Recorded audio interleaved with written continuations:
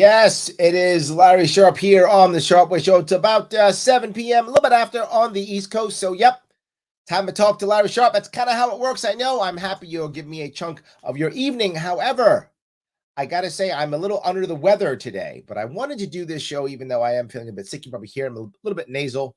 I think I caught something maybe this weekend when I was running around New York State, or maybe bad allergies. I can't be sure. So I apologize for my little bit of nasalness today.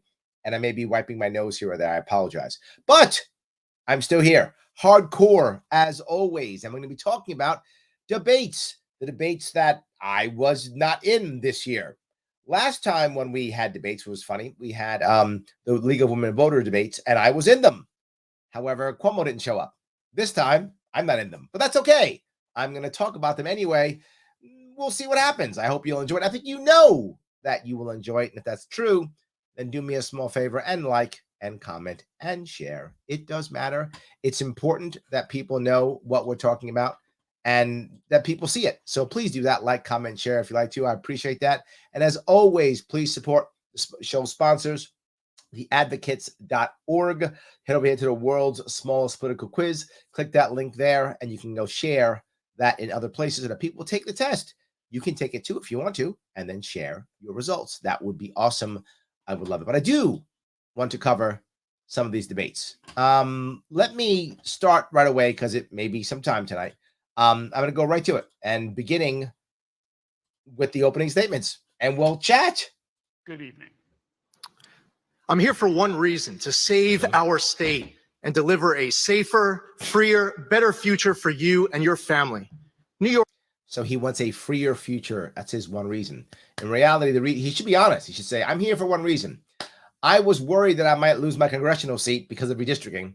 So I figured, why don't I grift now before I lose that seat? So I'll go ahead and raise a bunch of money and ensure that when this election's over and I lose, I'll have a cool job in a lobbying firm or a law firm, which is what will happen 3 weeks from now. New York is in crisis. True. We've experienced on so many levels attacks on our wallets, our safety, our freedom, Right. your children's education. You're Right. poorer and less safe because of Kathy Hochul and extreme policies. This is your opportunity to Kinda right. save New York. Over the course of this next... No, the opportunity you had to save New York was if you would have dropped out and let me run. That was your opportunity to save New York. This is your opportunity to grift so you can get a cool job in 3 weeks. And you're doing a good job of it. I'm not, it's true. You're good at what you do. However, this is not your opportunity to save New York because that's not going to happen. Hour, you'll get to hear a clear contrast between the two of us as far as our vision for this state. Mm-hmm.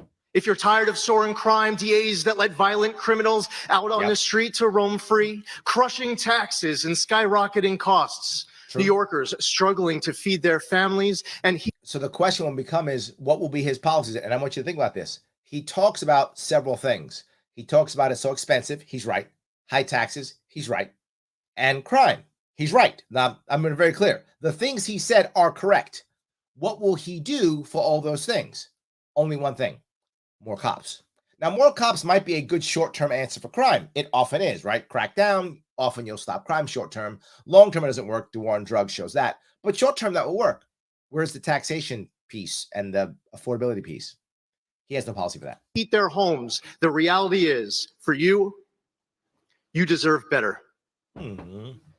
He loves me. Thank you. I feel good. Next is Kathy Hochul.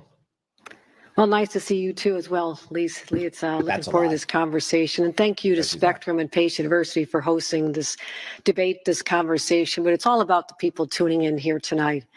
Okay. I've been your governor. It's the highest honor of my life the last 14 months. All she ever talks about is how hard she works and how proud she is. Now, the problem with that is not that maybe she does work hard. I don't know. I mean, giving people's money away does take time and energy. So perhaps she does. But it tells you who she is. She always talks about how hard she works and how proud she is. You will hear throughout all the things she says. And I'm proud I did this. And I worked hard for this. Constantly.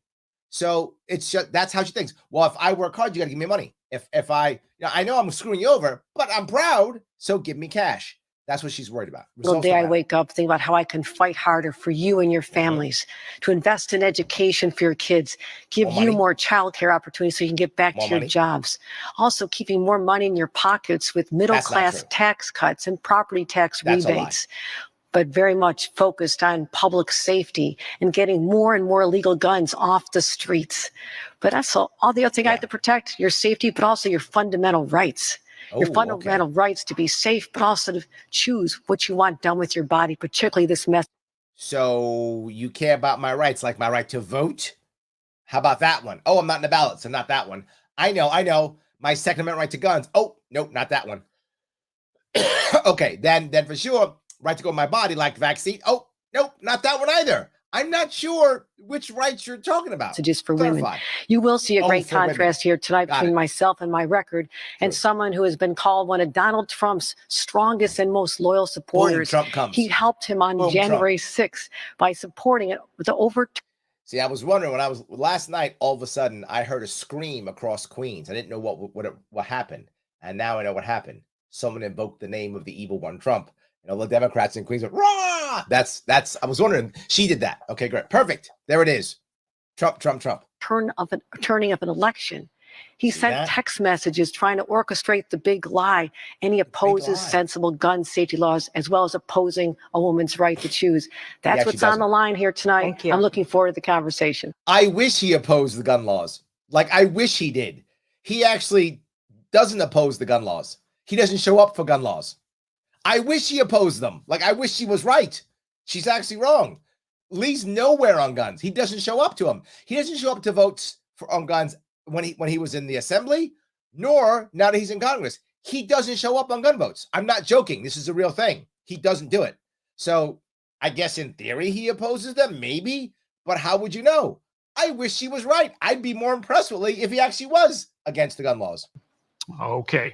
Thank you, candidates. Our first question is going to go to you, Mr. Zeldin, since you won our drawing this morning. Crime and public safety are one of the top issues in this race. You've promised, if elected, to invoke a state of emergency on crime and suspend several. So he's promised, because he cares about freedom, his words, that the second he's in charge, he will start doing executive orders. Because there we go. There we go. We will swap one tyrant for another. Several laws, including bail reform measures, in order to improve public safety. But our state's Division of Criminal Justice Services, which tracks statistics, says that it's too early to draw conclusions, pointing out that in 2019, prior to bail reform, the rate of rearrests of people out on bail in New York City was roughly 19% and remains statistically the same at around 20% in 2021 after bail reform. That is accurate, right? To be clear, right? The percentage of people being arrested so far is pretty much the same. That stat is true. The problem is they're not being arrested for the same reasons, right? Most people who get out, they miss something, they make a mistake, timing issue. Now they're getting arrested the same day for violence. So the percentage is accurate, right? The moderator is not lying. He's giving true data, but there's a piece here that he's missing. The violent aspect, right? If you go back 2 or 3 years, it wasn't as violent. They were being rearrested for things like urinating on a sidewalk or not showing up to their court date, things like that. So a little bit different, but the percentage, he's correct, and I think that's a valid percentage. But there's a difference in DCJS. This division, of course, maintains the DNA database, administers the sex offender registry and the missing persons clearinghouse. My question is, if you become governor, would you make policy despite the agency's findings? Well, listen, you ask the will of the people, they want to see reform. Even Mayor Adams says that judges should have discretion to weigh dangerousness. I don't think that if you're 2 Mexican cartel drug smugglers busted with $1.2 million worth of crystal meth, that you should just be instantly released on cashless bail. Now, I'll cover both of these pieces, right? I've said this before. The concept of bail reform is a great concept. I do want things to be fairer. That's not necessarily a bad thing. The way our bail reform was put together was a disaster. And I brought it up a couple of years ago. For those of you remember who've been paying attention to me, I said how bad it was. But no one's talking about the elephant in the room. Why did the legislature let it happen, number one? And then two, Why are the judges still letting people out? I know what he says. They don't have discretion. What if they take discretion? What if a judge says, you're a Mexican cartel guy, likely says, you're just going to commit violence. I'm not paying attention to the law. I'm keeping you in anyway.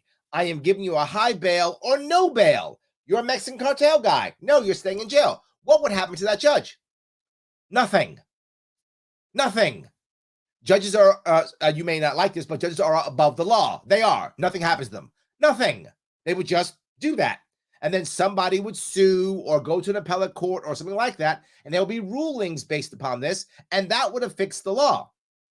There is a cowardice in our judges here in New York State, which he won't bring up because he worships them. I don't. He does. Why? He's a lawyer. He's part of the system. And she, Kathy Hochul, is also part of the system. So they won't hammer the two people who are guilty here. The legislature for putting this into play and judges for allowing it to happen. You might go, Larry, they have no choice. Bullshit. The judges do. That's literally their job. Their job is not to follow the law. Read the Constitution. Their job is to interpret the law. Their job is to judge, which is why their title is judge. They're supposed to do that, but they won't. And they just go, I'm going to get rid of bail reform. Getting rid of bail reform is a bad idea. Reforming it's a good idea. And I told you exactly how literally 2 years ago. Focus it on first-time offenders. All these people doing these crimes, they've all been convicted 2, 3, 4, 5 times. Give it to their first guy. He made a mistake. Give him a shot. They won't do it. And so he'll get rid of it and she'll do nothing. That's the answer. The answer is what I'm telling you.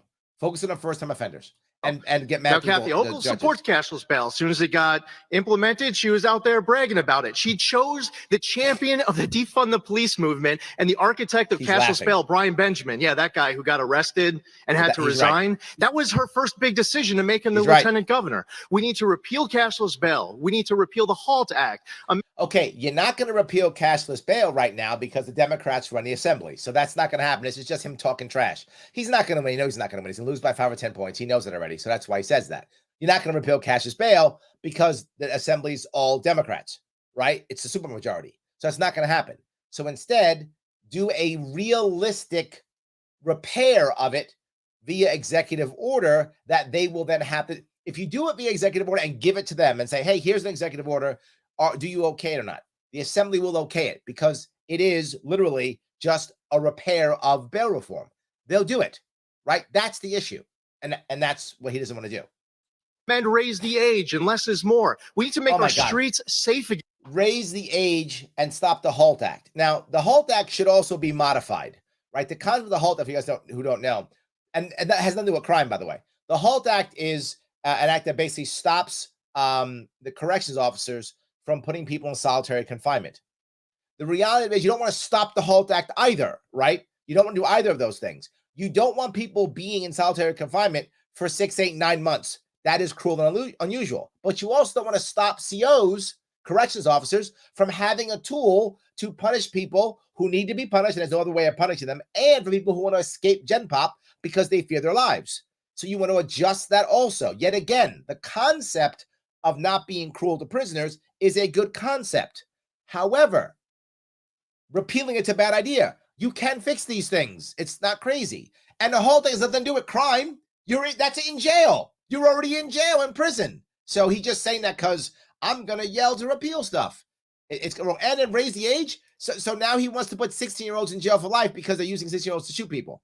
So, and that's, again, what's happening, for those who don't know, what's happening right now is gangbangers have recruited so many young men because we locked down the state for 2 years and threw kids out of high school and chances for college and jobs. So we gave the gangbangers a huge recruit bonus. They took them and they're using the youngsters as their trigger pullers because the youngsters don't go to jail for very long because of how New York State works. So he wants to make it to where, oh, no. If you're 16, 15, you still go to jail for life, or you get hammered forever if you're a trigger puller. Now, I know you might go, well, Larry, they're trigger pullers. Yes, but we set it up. So we're setting them up to fail, and then when they fail, we're crushing them. I have an idea. Stop the war on drugs. Stop the lockdowns. Stop licensing. Let people go out and work. Give them opportunity, and more of them will work. Still crack down on people doing bad things, but most of the gangbanger stuff from the 15, 16-year-olds is gangbanger on gangbanger violence. That violence is not the pushing the people in the subway. That's the people who have been arrested 45 times. That's bail reform. The gangbanger violence is the lower the age. So the two separate issues, which he just puts together. Again, I'm running to take back our streets and to support unapologetically our men and women in law enforcement. This is about all of us together, Republicans, Democrats, Independents, as New Yorkers, to make sure our streets are safe again, to make sure our subway. So we set up a bad situation. He just wants to arrest everybody. Are safe again. So to be clear, she wants to pacify you. He wants to incarcerate you. This is our opportunity. 2 weeks from tonight, we can continue with the status quo where they believe they haven't passed enough pro-criminal laws, or we could take control of our destiny and make sure law-abiding New Yorkers are in charge of our streets again. Okay, I'll give you a chance to respond, Mrs. Hochul. Well, I'd be happy to. First of all, you can either work on keeping people scared or you can focus on keeping them safe. I have worked hard to have real policies that are making a difference. And as you mentioned, that data is still being collected, but I did focus on bail reform in our budget. That's why the budget was 9 days late, because I insisted on common sense changes. Now, this is the piece I got to give her. I got to give her this. I've been giving Lee some credit. I'm going to give the governor some credit on this one. She doesn't back down on the bail reform. I mean, I got to give it to her. I thought she'd back off. She's like, nope, no.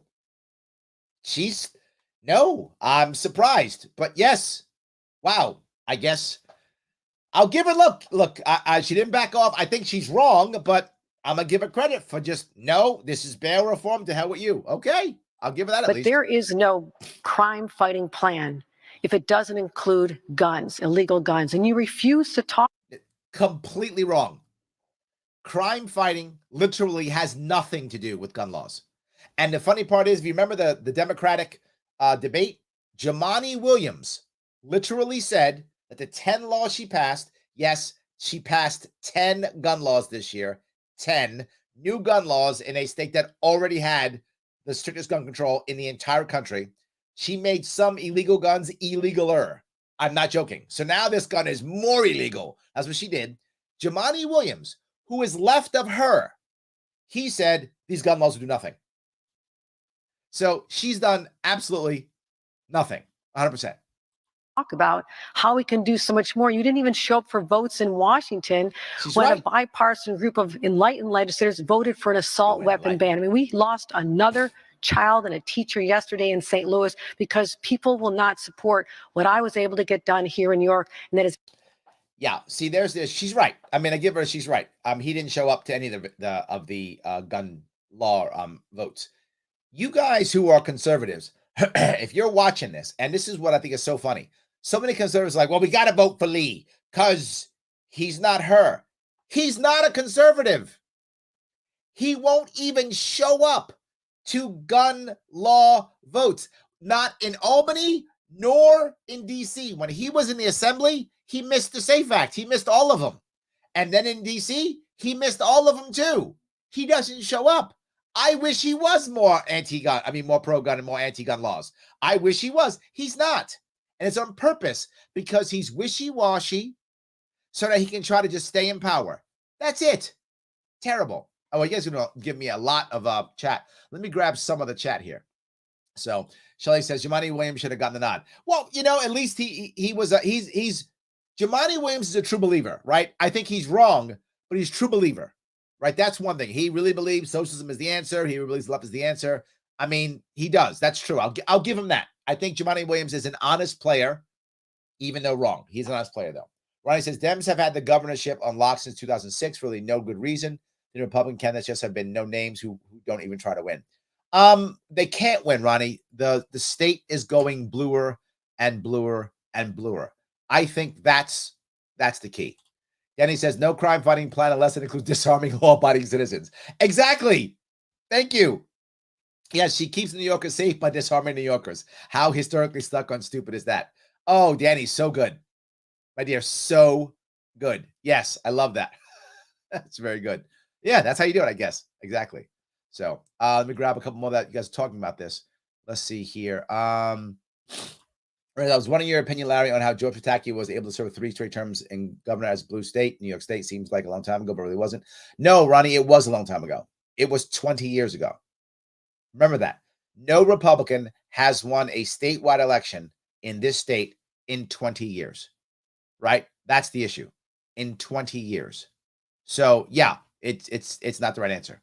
So, Avi says, Larry, if Zeldin's smart and he miraculously wins, it will be a miracle. He'll be smart to appoint you chief economic advisor, implement your idea of infrastructure, naming rights, reforming the MTA to be freight lines, allowing leasing naming rights to streets. You're assuming he would want to actually fix anything.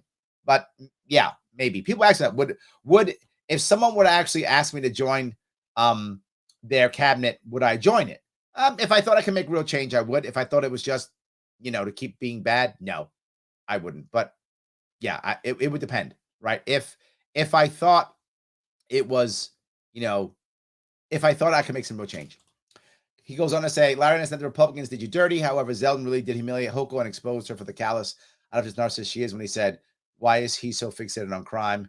The Republicans offer you a seat in the cabinet. You should take it. Well, I appreciate that, but I'm not sure. I'm not sure people buy it. They are concerned. They're so scared about Zeldin. I think she's still going to win.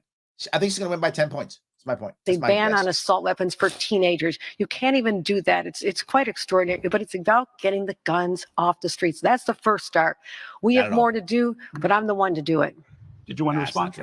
Yeah, of course. And unfortunately, Kathy Hochul believes that the only crimes that are being committed are these crimes with guns. And you got people who are afraid of being pushed in front of oncoming subway cars. They're being stabbed, beaten to death on the street with hammers. Go talk to the Asian American community and how it's impacted them with the loss of lives. Jewish people targeted with raw, violent anti-Semitism on our streets. It just happened yet again. We need to be talking about all of these other crimes, but instead, Kathy Hochul's too busy patting herself on the back. Job well done. No, actually, right now, there should be a special session. The state legislature should come back and they should overhaul cashless bail and these other pro-criminal laws with zero tolerance. But they're saying, oh. Okay, there's where he messed up. Everything he said about her, completely correct. Everything he said on the money, Lee, I'm going to give you credit. Everything you said, 100% true. But you don't want to go to, now arrest everybody, right?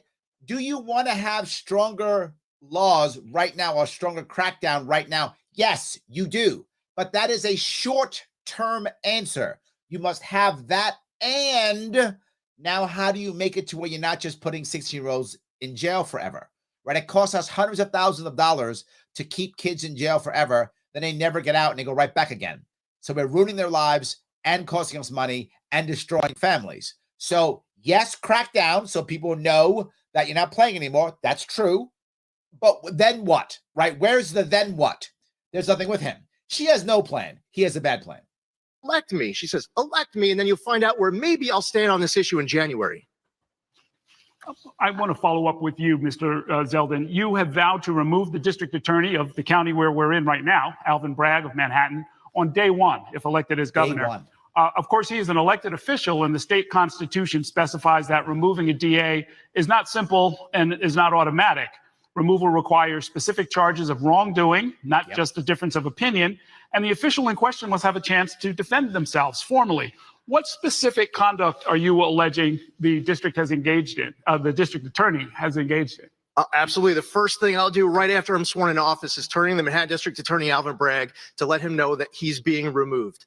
And it's from day one that he was a district attorney. He said that he was not going to enforce all different kinds of laws across the board. Others he treat as lesser offenses. Why? This is a very important piece here. Why? To be clear, wow, he's a bad guy. Okay, so to be clear, the governor now is going to go in and tell Manhattan DA, you're fired. And people think that's a great idea. It's a terrible idea. Why? Because it affects no one except those people in Manhattan. Why does Lee Zeldin? This is if you're an upstate Republican, right? If you're in Hudson Valley, the North Country, Central New York, Western New York, the Republicans are going to see you twice in a row. They've given you downstaters in every level, all downstaters, and ignored everyone upstate. He spends all his time in New York City. So why do you want to support this guy, Republicans? What's wrong? He's not a conservative. Clearly won't even show up for gun control, right? He's just a cop-loving downstater. That's what this guy is, a cop-loving downstater. And you're like, oh, yeah, that's the guy I want to support? What's wrong with you guys? Your party has abandoned you. So I'm going to fire the guy. How does that help anybody else outside of Manhattan? It doesn't. It's virtue signaling. And the worst part is the people of Manhattan, they probably want him to stay. They voted for him. So you're pissing off the people of Manhattan who want the guy, and then you're helping nobody else. And day one is my number one priority. My number one priority is to virtue signal. That's what he's saying. My number one priority is to show you how cool I am. I'm going to virtue signal. That's the guy you want to vote for. Wow. Look what happened to Jose Alba. He gets attacked. He's defending himself. That's Queens. Alvin Bragg sends him to Rikers Island, slaps him with a murder charge. He had an open stab wound. Alvin Bragg asked for hundreds of thousands of dollars in bail in this case, but doesn't go after the person who stabbed Jose Alba. We reached the point where Jose Alba said that he needed to go back to the Dominican Republic because he didn't feel safe here. Alvin Bragg is not doing his job. The message will absolutely be sent that if you're the DA, it stands for district attorney, not defense attorney. Alvin Bragg can go be a defense attorney, but if he's not going to do his job, I'm going to do my job, and I'm going to remove. Okay, leave people alone who are elected and go on and fix the rest of the state. Move him as soon as I can. Did you want to respond? I'd be happy to. I'm not surprised because in Lee Zeldin's world, you overturn elections you don't agree with. Ooh, you Jan can't 6. throw out someone Ooh. who was duly elected. Jan Yes, 6. I've worked with all of our district attorneys and Nice. given them more power to do their jobs. But for someone who voted to overturn a presidential election, Boom, Jan I'm 6. not surprised. He just thinks whenever he wants to do something, he can just undo the will of the people. That's not the democracy we live in, but it's the world that Lee Zeldin does. Jan 6. Now listen, you're a New York voter out there. You're worried about security on our streets and our subway. Oh, but I just, every time this happens, I just hear a bunch of Democrats going in New York City. They're like, what? Jan 6, the insurrection. I did it. Well done. A question gets posed about a Manhattan DA who refuses to enforce the law. And all that my opponent can come up with is talking about the last election. Think about that. Now, we don't have recall elections in this state, but when they craft. Yes, you're right. So why don't you propose recall elections? Which is my answer. If you don't like your DA, recall your DA. As I say all the time, people should be policed how they want to be policed. So if you don't like your DA, recall your DA instead of you randomly firing people, because this is the problem. If he actually does this, if for some miracle this guy wins, I mean, he's not going to, but some miracle he does, think of who we're getting next. He's going to be a completely ineffective governor if he actually wins this damn thing. The Senate's going to be, and something will be completely Democratic. No one's going to support him. And we're going to get a worse Democrat later, and there'll never be a Republican ever in the state for the next 40 years. Oh my God. And he's just as precedent now that every Democratic governor can now fire every Republican DA. So now you live in a county outside of Manhattan, and the governor basically picks your DA now, thanks to Zeldin. What a terrible idea. Recall is the right answer. The New York State Constitution, they gave the governor the authority to remove a district attorney when they refuse to enforce the law. And I'm going to do what is not just my constitutional authority, but my constitutional duty to keep the people of this city, of this state safe. Of this And city. I'm going to say he's wrong about that because there's many facets. It's not about governing by sound bites. I'm governing by sound policy. Yes, we have more illegal guns off our streets because I brought together people from 9 states to work together. We're hitting the gun traffickers. We also made sure that we did make. Yeah, but you do that, but every single day there's gun violence in New York City. Like there's shootouts in the daytime. That's a thing, right? So, the thing that Lee's talking about is real, right? There are literally shootouts in New York City. That wasn't a thing prior to 2020. It was very rare. I mean, it did happen here or there, but it's very rare that there were shootouts in New York City prior to 2020. So how do all the guns get in there? The black market. How'd the black market grow? Gang violence. How'd the gangs grow? You provided everything required during the lockdowns, which no one will take responsibility for. That's why this happens. Everything changed 2020. Everything. What happened? Lockdowns. Those changes to our bail laws so we can have repeat offenders and people with gun offenses treated as they were under the previous law. That got done because I made it get done. But also, we have to talk about getting. You're punishing lots of young brown and black men as the prosecutors double and triple charge them with all types of SAFE Act and red flag law acts and all types of things to ensure they have no chance whatsoever of surviving the court. So they just plea. So yes, correct. What's supposed to be helping, I guess, stop school shootings is what it's supposed to be, is making sure that lots more young brown and black men go to jail. Guns out of the hands of young people, background checks, and people who are severely mentally ill. What I have proposed to work with Mayor Adams was more cops. We'll support them with our state resources, cameras in the subways, as well as care for the people who are severely. Okay, there are cameras in the subways now. Like now, you see them. You literally see them on the internet. You see them, cameras in the subways. So we want more cameras. So I want more of a surveillance state, and I want to disarm you.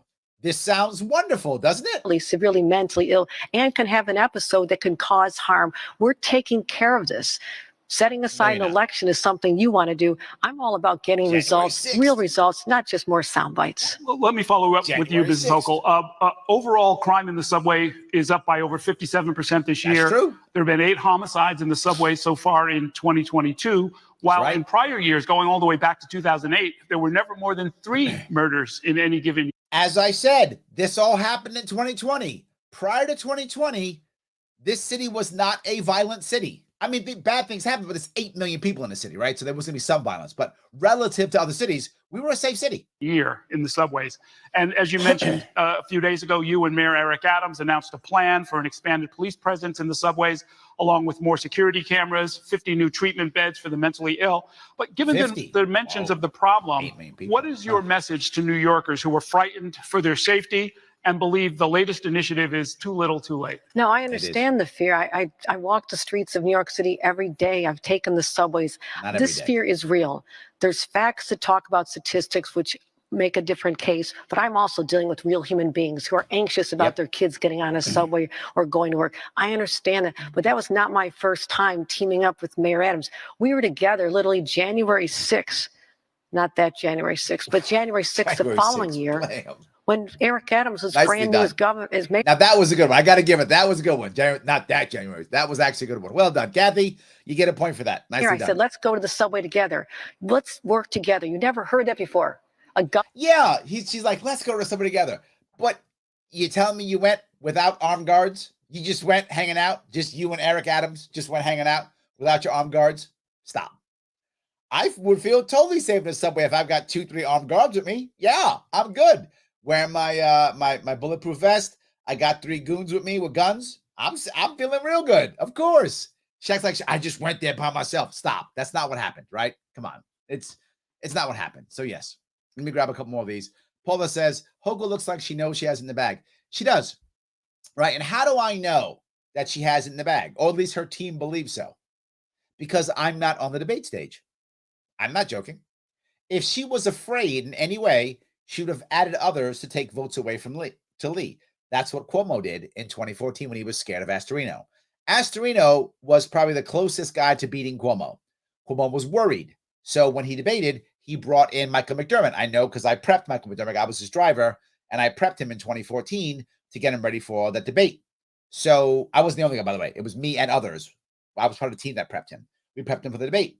So yeah, that actually did happen. So I'm not there. She's like, I don't need Larry Sharpe. I got this one.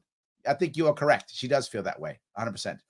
So BV now says no one should be released on bail, cash or cashless, for crimes that should get jail or prison time, like abuse, kidnapping, robbery. Legalize victimless crimes. Yes. No, I'm with you. Look, you want to keep someone in jail, generally speaking, if you think there's a realistic chance that they will flee or a realistic chance that they will harm somebody else, right? Those are the 2 pieces you should be concerned about. Those 2 only. Generally speaking, if someone's the first time they're arrested, generally speaking, it's excuse me, sorry, come down with something. Generally speaking, the first time offender has the best chance of doing the right thing, of correcting their life. But once you've been arrested and or convicted 2 or 3 times, I'm just being forward. The odds of you getting out of the system are slim to none. So, yes. Scott says the head of every household in Kennesaw, Georgia is required to have a gun. They have the lowest crime rates. Bingo. Absolutely. Absolutely. 100%. So that's a great point. I love that completely. Yes. All righty. Let me keep going if I could. See if there's any more. Paul says, like, comment, share to keep you 2 weeks out of power. Yes, please do that. You are correct. Governor and a mayor working in concert to support law enforcement. I tripled the amount of money to go to law enforcement. And Lee Zeldin, when he was a member of Congress, didn't even bother to show up for a vote to fund our police officers. He didn't show up to vote for sensible gun safety legislation. He walked off his job years ago to run for this one. And I feel for. I wish she was wrong on this one. I got to give it. This is a very accurate criticism of Lee. And you ask people who are in his district, he doesn't show up anymore. He's become my AOC, right? My congressperson's AOC. And when AOC, her first term, again, I didn't vote for her, not a fan of AOC. I'm just giving credit where credit was due. Her first year, she was here. She busted our rump with that seat. After that, she's not here anymore. I don't see her anymore. She's doing Vogue and she's doing TikToks. She don't care anymore. Lee has done that. Lee already gave up his seat. He walked away from that seat a long time ago. She's right. It's a valid criticism. For his constituents who've been not represented at all over the last year and a half. You know, it's amazing that we're going to be able to go through the entire crime conversation of this debate, and we're still waiting for Kathy Hochul to talk about actually locking up criminals. I mean, people are at home waiting for action to make sure that the handcuffs are going on criminals instead of law-abiding New Yorkers, so that people can go walk the streets of Manhattan instead of having to call an Uber just to go 2 blocks because they're afraid. People who have changed their behavior, they're not riding the subway at the same hours. Maybe they're Jewish, they take their yarmulke off because they're afraid of being attacked. Maybe there is a woman, they tell me these stories of having to hug a pole or grab a guardrail because they're afraid of being pushed in front of an oncoming subway car. There are criminals out there who need to pay the consequences for their action instead of the catch-release policies that Kathy Hochul champions. It is a joke to talk about a crime policy that doesn't include doing something about illegal guns. When you had the chance as a member of Congress to stand with other Republicans who finally said enough is enough. No more school massacres by teenagers. Let's have background checks. Let's have safety checks. Let's do it smart. You were nowhere. To be clear, none of that actually affects any of that. That does all sound good. Like if you don't know any better and you hear her do that, right? You keep hearing, and we're doing these things. If you don't know any better, it sounds like you're doing stuff, right? So when it comes to rhetoric, this is wonderful rhetoric, right? We're doing background checks and this and that, and see the things we're doing. It sounds great. It will have absolutely zero effect on school shootings. None. It will have zero effect. It's already having zero effect on the violence in New York City. She's collected like 8,000 guns this year. So crime is still going up. People are still being shot. It doesn't do anything. So it sounds great. It's nice rhetoric. Doesn't actually do anything. And sadly, again, Lee doesn't show up. Lee's an absentee landlord. He's not even around anymore. He doesn't vote. I wish he did show up to vote against the gun laws. She's like mad at him. You didn't show up so you could vote with us. I wish he had showed up and voted against you. But he won't show up at all. He doesn't care about the Second Amendment. He didn't even talk about it. And all you 2A supporters, every one of you goes, well, Lee's going to protect our gun rights. No, he's not. He is unapologetically back in the blue. Who's going to come get your guns? Yeah, Lee Zeldin's people. They're going to come get your guns. So please stop thinking the Republican Party cares about your Second Amendment. It doesn't. That is a lie. I mean, I'll give her this. She openly hates the Second Amendment. At least you know where she stands. She's coming for your guns. She hates your guns. She wants them all. Okay, at least you know where you stand with her. Lee doesn't care. He's going to watch her do it, and he'll help himself. Where to be found, Lee? I mean, people need to know. You can't talk about it. All you have is rhetoric. I have a record of getting things done, and that's what I'm happy to talk about. You have a record of a broken state. You have a terrible record. You have a record. That's true. It's not as good as you think. It doesn't come down to you firing one person and you changing one law. It's a much more complicated situation. We have a backlog of 2 years of no jury trials. Governor, that has had an effect on our system as well. We're going to move on to the economy, and we're going to. She is exactly on the money. 2 years of backlog of jury trials. Why? Lockdowns. So literally, you can't keep all the people in jail, which is why bail reform happened at exactly the worst time. Because you were throwing people out of the jails, shutting jails down. You can't get them through the process because you can't do the court system because you locked the court system down. Yes, no one's saying the biggest issue here was their stupid lockdowns that wrecked everything. It drives me crazy that no one is talking about it. That's the biggest issue. So Anyway, yes. Nate says, I live in Allegheny County. I could care less about Alvin Bragg. Yeah, Alvin Bragg. But yes, I agree. Let those who voted for him and those who represent him deal with him. Thank you, Nate. Yes. I have a crazy idea. Let's leave people alone. Let's let people be policed how they want to be policed. How about that? I think that's a good idea. Let's do that. I love that. Start with Mr. Zeldin. The economy has been shaky since the pandemic. It's also one of New Yorkers' top concerns. No, since the lockdowns. Not since the pandemic, since the lockdowns. According to multiple polls, inflation has increased rapidly, reaching record highs not only in the U.S., but across the world. While the governor doesn't control the levers of the worldwide economy, could you talk about specifically how you plan to provide relief to New York families? Okay, sure. Well, we have to bring spending in this state under control. We've seen all these bailouts coming from the federal government, and the state just decides that they're just going to increase spending, and that becomes a new baseline for the next year. Well, what we have to do is have a state spending cap. We need to.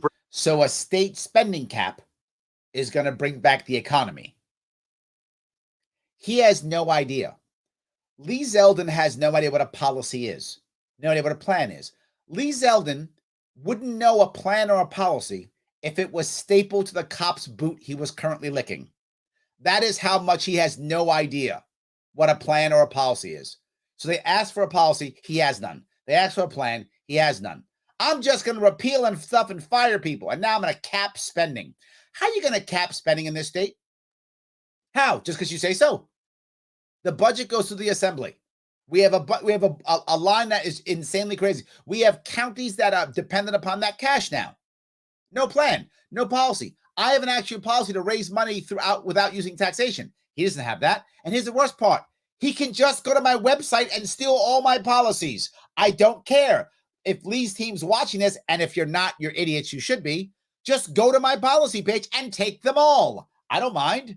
Well, I did it last time. You can do it this time. I don't care. Bring down taxes across the board. We should reverse the state's ban on the safe extraction of natural gas. And if you reverse the ban on natural gas, there are about 14 or 15 counties in New York State, mostly along the southern tier, who could frack if they wanted to. Most of them don't want to. The counties already voted against it. But even if some decide, you know what, I'm going to take it. And I don't mind. By the way, he's right. There should not be any mandate from the state government on fracking. That should be a local issue with transparency rules, which we don't have. And for those who don't know, the reason why I was against fracking up front is because the companies were not being transparent.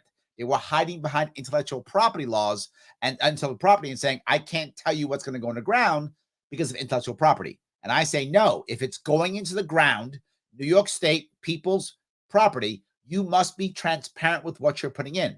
If you are transparent and the people agree, go ahead and frack. But the people have to agree and you must be transparent. Even if that happened, that would take at least a couple of years before that would rock and roll, at least. So that's nice, but that's not going to stop anything right away. That's at least a couple-year plan. But he doesn't know that. He doesn't care. He's not going to win. Pursue other opportunities to create more jobs and generate more revenue and revitalize communities. I'll just speak like I go, and do this and do that, and that'll make it happen. We'll just revitalize with magic powers, and I'll just speak like this, and you'll think I'm serious. That's not a plan. That's not a plan. How about you decide that within 2 years, you will end the state income tax, or maybe within 4 years, you end the state income tax. Oh, that sounds good. How about instead right away you decide, hey, how about I'll change the cannabis rules to where you can just regulate like onions, bring in new cannabis. How about I'll end the bit license? That's a plan, so that now blockchain comes back into the state. How about that plan? Those are actual plans. How about I decide that if you're a small business in New York State and you decide to sell your product only in New York State, that you are immune from all federal regulatory bodies, making new startups happen easier and easier and faster. How about that? How about if you hire a felon, you pay no state payroll tax? Oh, how about that? All of those begin to actually grow stuff within a year. That's an actual plan. That's actual policy, but you wouldn't know what that is because you don't know, because it's not, staple to your forehead. Should all be able to proudly say that we are living in the greatest state and the greatest country in the history of the world. It's more difficult, though, when your state is leading the entire nation in population loss. Not So a whether it's plan. industry, whether it is like, for example, the people in the southern tier desperate for being able to reverse the state's ban on the safe extraction of natural gas, approving new pipeline applications and more, generate revenue, bring spending under control in this state. Magically generate revenue, magically, control spending just with no policy whatsoever.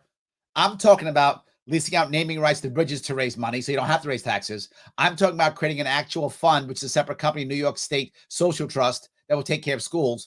I have actual policies to do these. He's just, I'm going to use my magic powers. Bring down taxes. New York is going to be back open for business, baby, January 1st.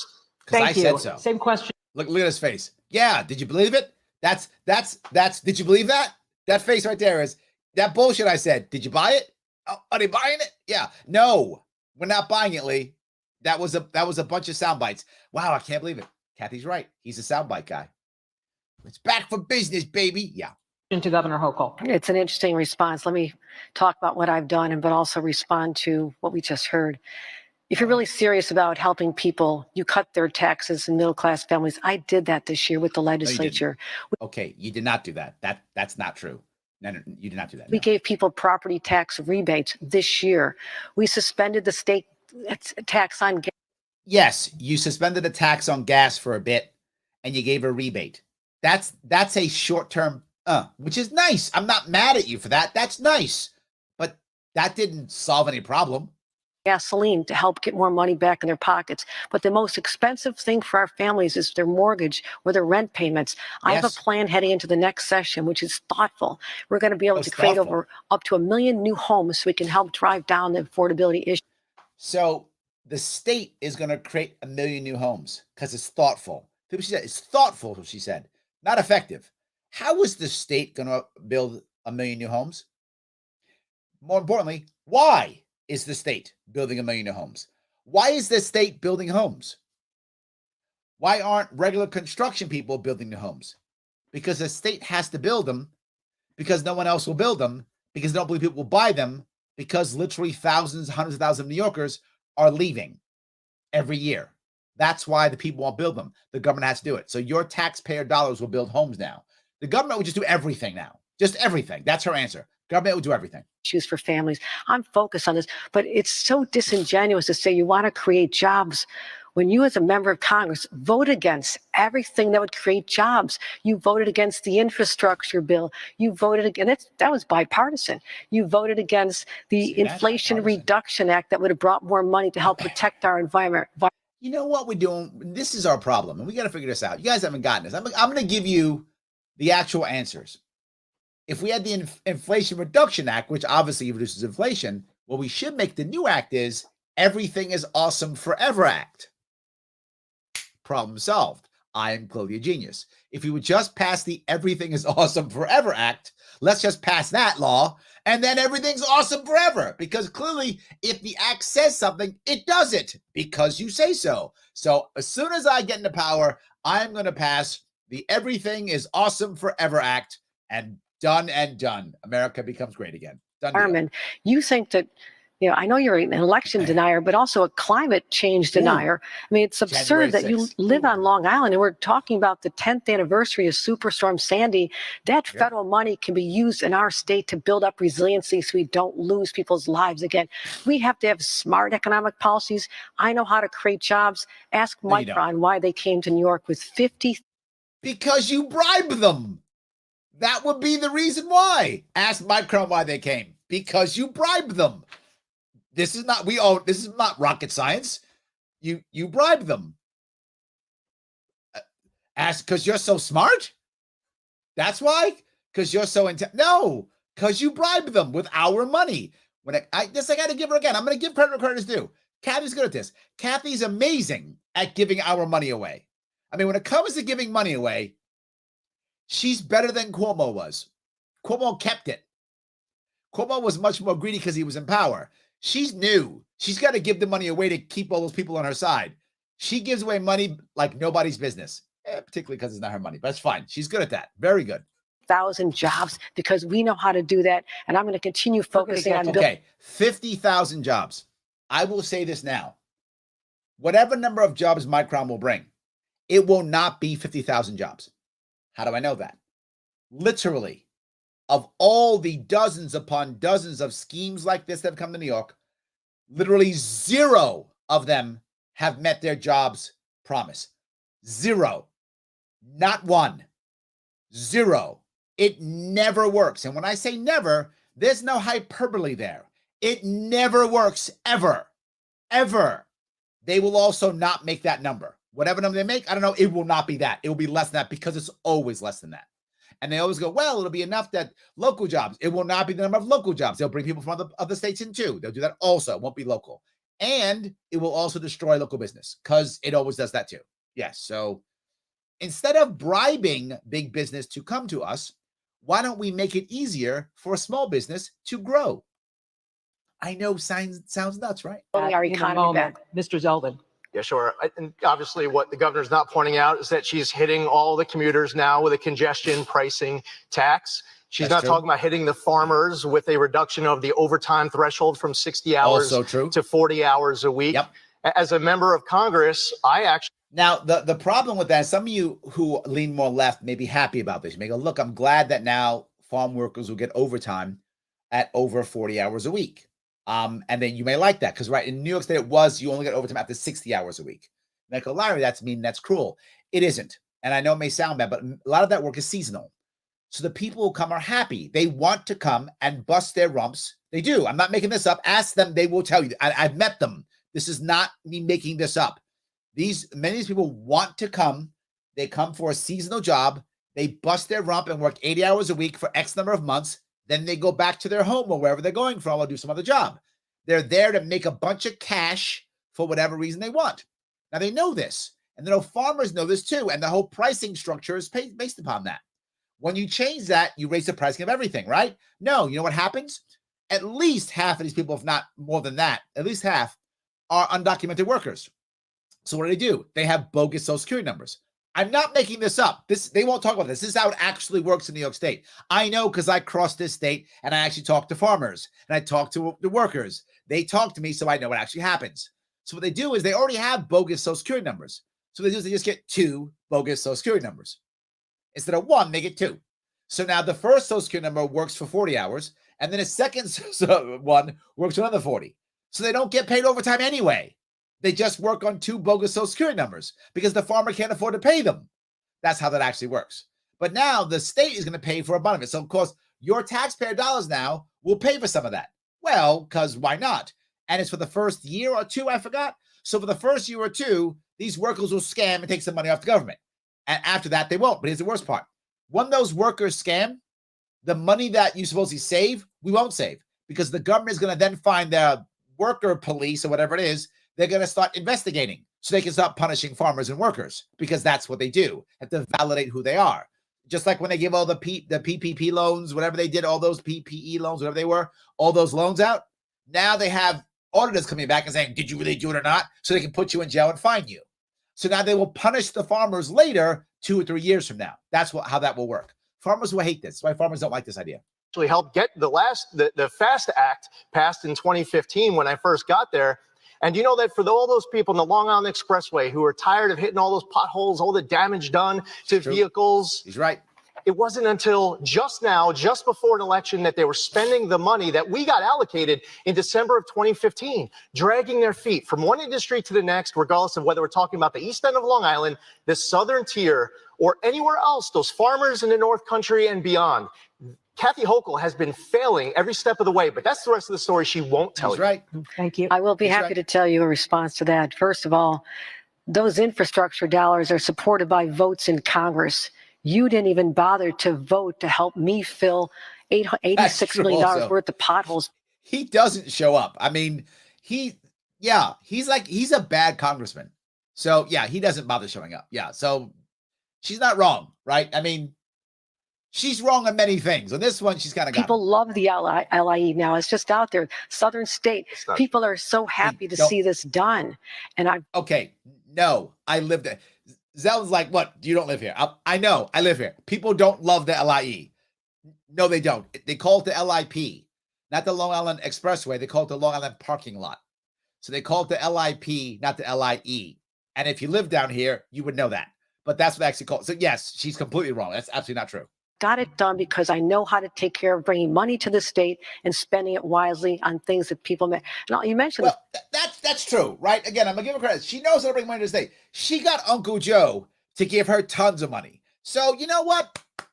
I'll give her that. If you think grifting is a valuable skill set, she's got that. I just don't think grifting is a valuable skill set. But if you do, she does have that. She's right. farmers, I think you might have overlooked our information on how we are absorbing the cost of the overtime for our farmers. They don't Only have for to like a pay year or any two. more. They're going to be the individuals who work for them will be paid more. The state has made a commitment because part of our national security and our economic security is to Yeah. have family-owned farms here in the state of New York. I used to Well, then why don't you help them? They're falling apart tomorrow. Oh my represent the most rural part of our state. I had more farms and cows than communities. And so I understand their needs. And so let's talk about a real record versus the rhetoric of what you would do when you had a chance to vote for your I have to district and respond voted to that against briefly. it. We need to move on Can I to respond another. very briefly, Susan? Real brief. Yep. Okay, first off, the tax credits for the farmers, it's just 1 year. So the Oh, so farmers 1 are year. really Okay. upset because they don't have There we any go. long-term liability. He's right. Lee's totally right. I thought it was 1 or 2 years. It's 1 year, right? Thank you, Lee. You're right. Lee's correct on this one. It's only 1 year. So they do it for a year, but the law stays in effect. So now what are you gonna do the year after? I'm gonna tell you what they're gonna do. More bogus Social Security numbers. That's the answer. The funding projects for the pavement on Long Island Expressway was paid for by the 2015 FAST Act. And right now you have people here in this state who are looking to Albany for leadership, but when billions of dollars come to the state for a bailout, instead of doing the responsible thing and paying off the principal of the unemployment insurance federal loan, instead what you do is have the Department of Labor send all businesses a notice in the middle of the summer that at the beginning of September, the burden is going to get kicked to them because Yes. Kathy Hochul and her allies in Albany won't do the right thing in Albany. And then, listen, they're desperate for He's right. leadership and they're not getting it. January 1st, they'll have it. Okay. Again, you gonna buy that one? You said that face is. Oh, you believe that bullshit? Yeah. No. Look, he's right. The problem is he doesn't have a plan. Right? He's right. She's a disaster. 100%. Everything he said's correct. She's screwing farmers. Yes, that's true. Okay, but what's your plan? My plan is treat farmers like a small business in every way. Allow them to use their land how they see fit. Not with all these permits that break stuff down, that make them pay a bunch of money. No, stop that. You want to put a wholesale or retail site on your farm? Do it. Why is the government getting in the way? Good luck. You want to sell raw milk? Good luck. You want to go do the things that make sense for you? Good luck. Go do it. You want to have cannabis? Go do it. Good luck. You want to have specialized yogurts if you're a dairy farmer? Good luck. Go do it, man. Yes. And if you do local to support farm to table, to support local farms, small farms, treat them like a small business when it comes to insurance. Farmers pay higher insurance, treat them like businesses, and also for loans. So now they can get small business loans versus having to put the farm up for a loan. Treat them that way. That's how you help small farmers. Lee has no idea what a policy even is. Lee, just have one of your people, I'm sure you don't like reading, but just have one of your people read and regurgitate my policies and maybe no, you don't care. You're not going to win. You don't care. You just did a grift. You're going to be a lobbyist in 3 weeks, so it's fine. Or in some law firm. It's all good. Anyway, so let me just grab a couple of these. Chad says he didn't even vote against the SAFE Act to start with. Correct. He didn't show up. That's correct. And he wouldn't bother. So, yes. Tim says gun control is racism. Yes, and yes, Tim, it is. Not only is gun control unconstitutional, not only is gun control immoral, it is also racist. It's all three. So whichever you prefer, I got you. Whatever you're most mad at, gun control is that. Whichever. You're constitutionalist, it's that. Moralist, it's that. Racist, it's that. Whatever. I got you every way you want to go. 100%. Daniel goes on to say, Chad, Broadway, they are both disgusting and loud with them apart. This is true. Yes. Tim says, at best, Lee is squishy on 2A. Yeah. At best. That's at best. He's squishy on everything. Right? He's squishy on everything. No soundbites. How are you, my friend? So glad to have you out here. Hochul's focused on do something vote. Yes. Make people feel like something's happening so they sleep well as she strips rights. Correct. Honestly, Zeldin does the same to lesser amount, but it's a big lie. This is what I was bringing up earlier. Her rhetoric is very good rhetoric, right? If you don't know any better, and I think Michael's exactly right here. if you don't know any better and you're kind of just doing your own thing, and she says, we passed this law and did this and did that and did this, it does sound like she's doing something. It does. So it's a valid point. I mean, and that's what she's working on. She's working on the idea of I'm doing something. But to Jim's point, getting things done equals grifting. Yes, absolutely correct. Yes.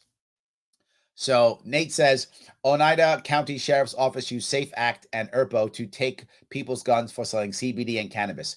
Yes, and Zeldin loves it. Yes, 100%. Yes, right? These laws are being used to take people's guns, right? For any other reason, not for them doing something bad with the gun. Right? Look, if you shoot somebody, threaten somebody, you commit a crime, you rob somebody, that's a crime. I don't have a problem you being punished for that. But just because you have a firearm, how is that a bad thing? Right? Shannon says they were both all for the stupid lockdowns. That's why no one's talking about it. Yes. Thank you, Shannon. They won't talk about it because they were all about it. They were.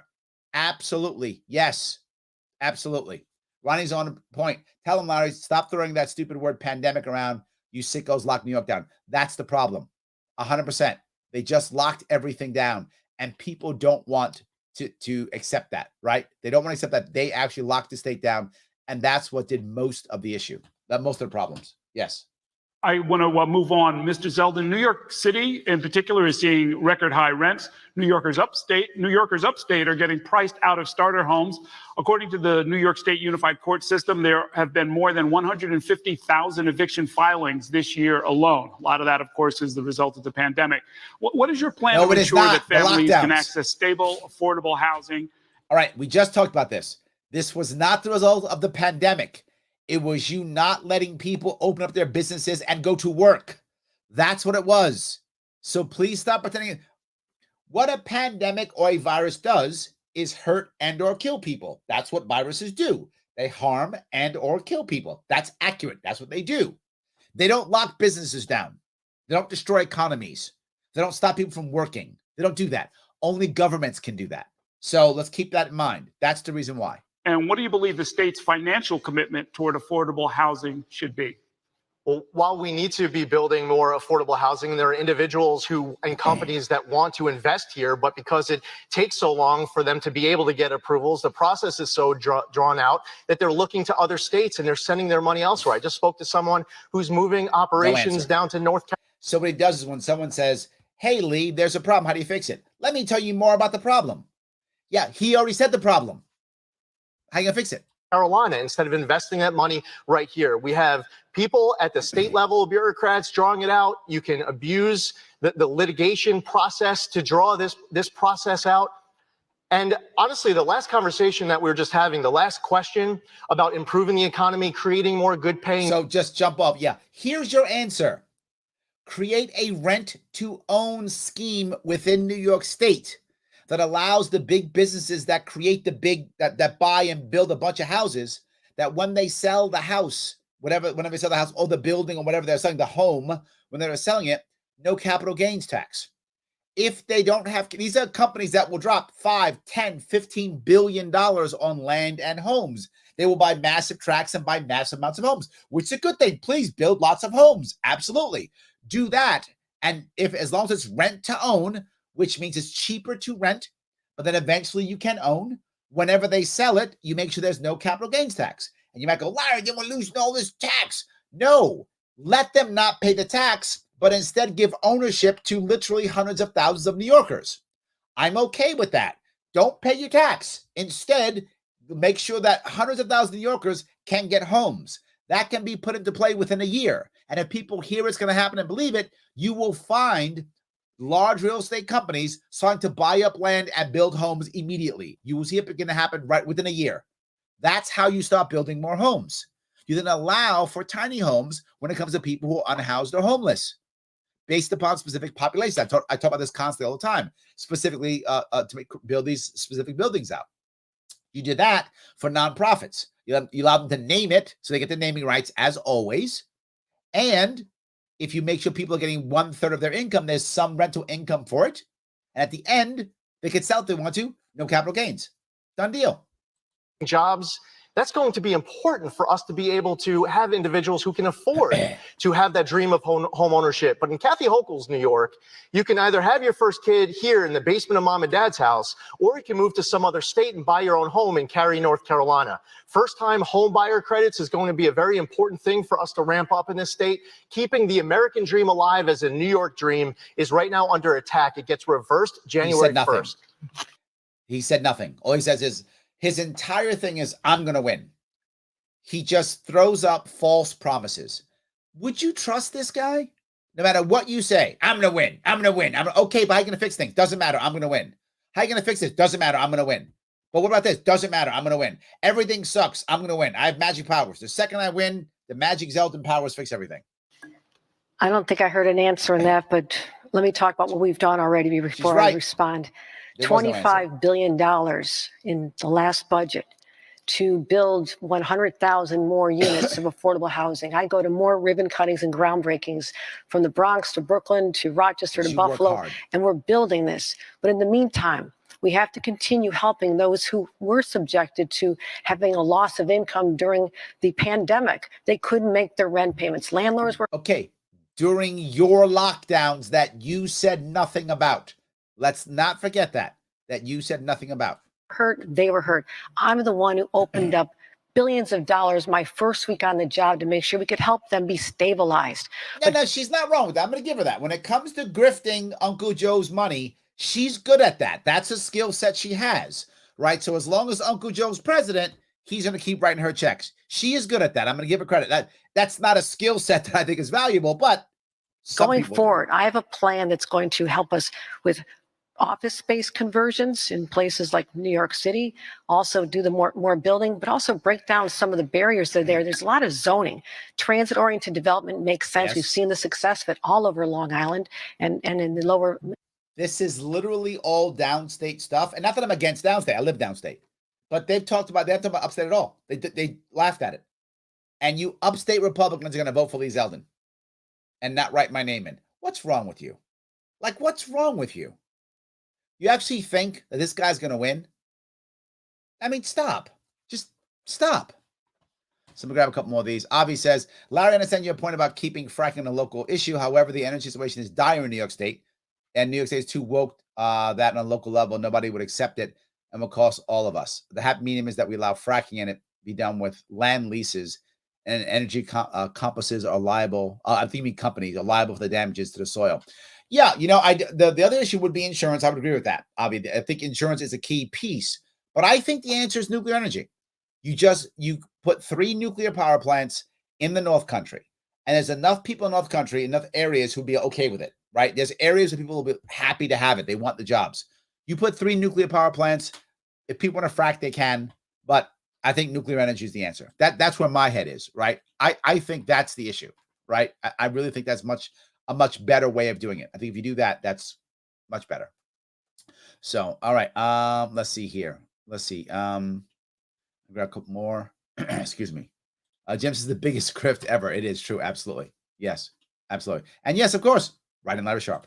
All right. Let me keep going if I can. Mid-Hudson area. And so there's policies that we can talk about, not just it's going to be better on January 1, just wait. You have to have real policies behind this. We're going to move on to abortion. Mrs. Hochul, you say that you support a woman's right to choose and make her own reproductive choices in regards to abortion and contraception. Is there any restrictions around abortion that you would approve of? What we have in New York State is simply a codification of Roe v. Wade. So what has been out there since the Supreme Court, before the Supreme Court, it's accurate. Undid 50 years of progress for women. So women like myself and my daughter would have a right. My granddaughter does not have the same right that I had to make a determination in concert with myself or my doctor if it's after the 6th month. Okay. She's correct in that the codification of Roe v. Wade is what happened in New York State. It's true. Nothing changed in New York State. Well, actually, it got worse. For if you are someone who is pro-life, it got worse in New York State, right? It didn't get better. It got worse if you're pro. It's if you're pro-choice, who cares? Nothing changed. So what she's saying now is not true. The rights that you have in New York State are exactly the same as they were before. Nothing changed. So she's acting like, my granddad doesn't have the same rights. Yes, you do. It's New York State. You'll be fine. Whatever you want, you'll be fine. But the question wasn't that. The question was, do you support any restrictions? So we have the same restrictions, and anyone who says otherwise is just incorrect. But what is so appalling is the sort of general campaign conversion that we're trying to hear from Lee Zeldin, who will say, oh, no, That's I really true. won't change anything. Nothing changed the day after the Dobbs decision. You know why nothing changed the day after the Dobbs decision?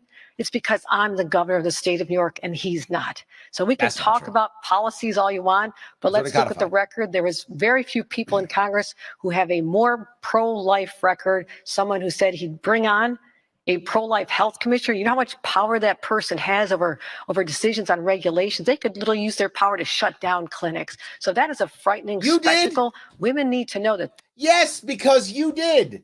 You and Cuomo shut down hospitals, shut down what? Yes, that's correct. You shouldn't be able to use that power to do that. That's correct. Yes, no one should have that power. That's my entire point. No governor should have that power. Correct. You're right. Right. And the worst part about Lee is she's right about Lee, right? He just changed his mind. Look, again, if you're a conservative in upstate New York, why are you supporting Lee Zeldin? Remember how he was all like, oh, I'm pro-life and I'm going to do all the things for pro-life. And then, oh, it's close to the election? Yeah, abortion's abortion. Who cares about that? That was his answer. All of a sudden, he's care about abortion. Doesn't care about abortion. Doesn't care about 2A. So how's he a conservative if you're a conservative in New York State? But you still support him? What's wrong with you? That's on the ballot this November as well. I want to ask Mr. Zeldin, so polls do show that by large majorities, New Yorkers support the right to have an abortion, something that you do not support. You've said that you won't change the state law, but what if a Republican legislature did change the abortion laws? Would you sign a bill into law? Well, first off, watch this, Dodge. There's not going to be a Republican legislature in January, and there's a less than 0%. And there's not going to be a Republican governor either, my friend. The odds are exactly the same. So, yes, you should consider that shit you just said. There's not going to be one. Yeah, you're not going to be a Republican governor either. Chance that Carl Hastie, the Speaker of the Assembly, is going to send me a bill that's rolling back to law in 2019. Fundamentally disingenuous answer just now from my opponent. First off, you asked a specific question, whether or not my opponent supports any restriction at all on abortion. Of course, she doesn't answer it. That's not a coincidence, and she didn't forget. Now, right. What I have stated was that the day after the Dobbs decision, the law in New York was exactly the same as it was the day before. True. It doesn't matter who the governor was the day of the Dobbs decision because it was already passed in the law a few years ago. Here's the reality. Correct. A few years back, New York codified far more than Roe. What he always When we does. woke up the day after the Dobbs decision, the law in New York was exactly the same as it was the day before. He's right. And I'm not going to change that. And also, as far as appointments for all state agencies, my litmus test is that they are going to do an exceptional job. I want the best talented person. See, that's not what he said, though. Remember the stuff he talked about? How he was going to have a pro-life health commissioner. Remember that stuff he said? Yeah. Was he lying then or is he lying now? Does it matter? He would say whatever he wanted to say. Here's the reality. If you care about abortion in New York State, New York State's a pro-choice state. It should stay pro-choice. I never want to outlaw abortion because I wind up punishing poor women. I don't want to punish poor women. I want to respect women. But what can I do? What can I do? I can make less abortions in New York State. How? By making more New York women feel more comfortable taking their baby to term. By making it easier and safer and more legal, because it's kind of semi-legal now, for surrogacy. Make it actually open and legal and easy and cheap for adoption. That's not the case now in New York State. By making contraception over the counter. By having a special fund that comes from big banking that can support a working mom. So a single mom. So the mom feels comfortable, that a woman feels comfortable taking her baby to term. Our best defense against abortion is women choosing to not have them.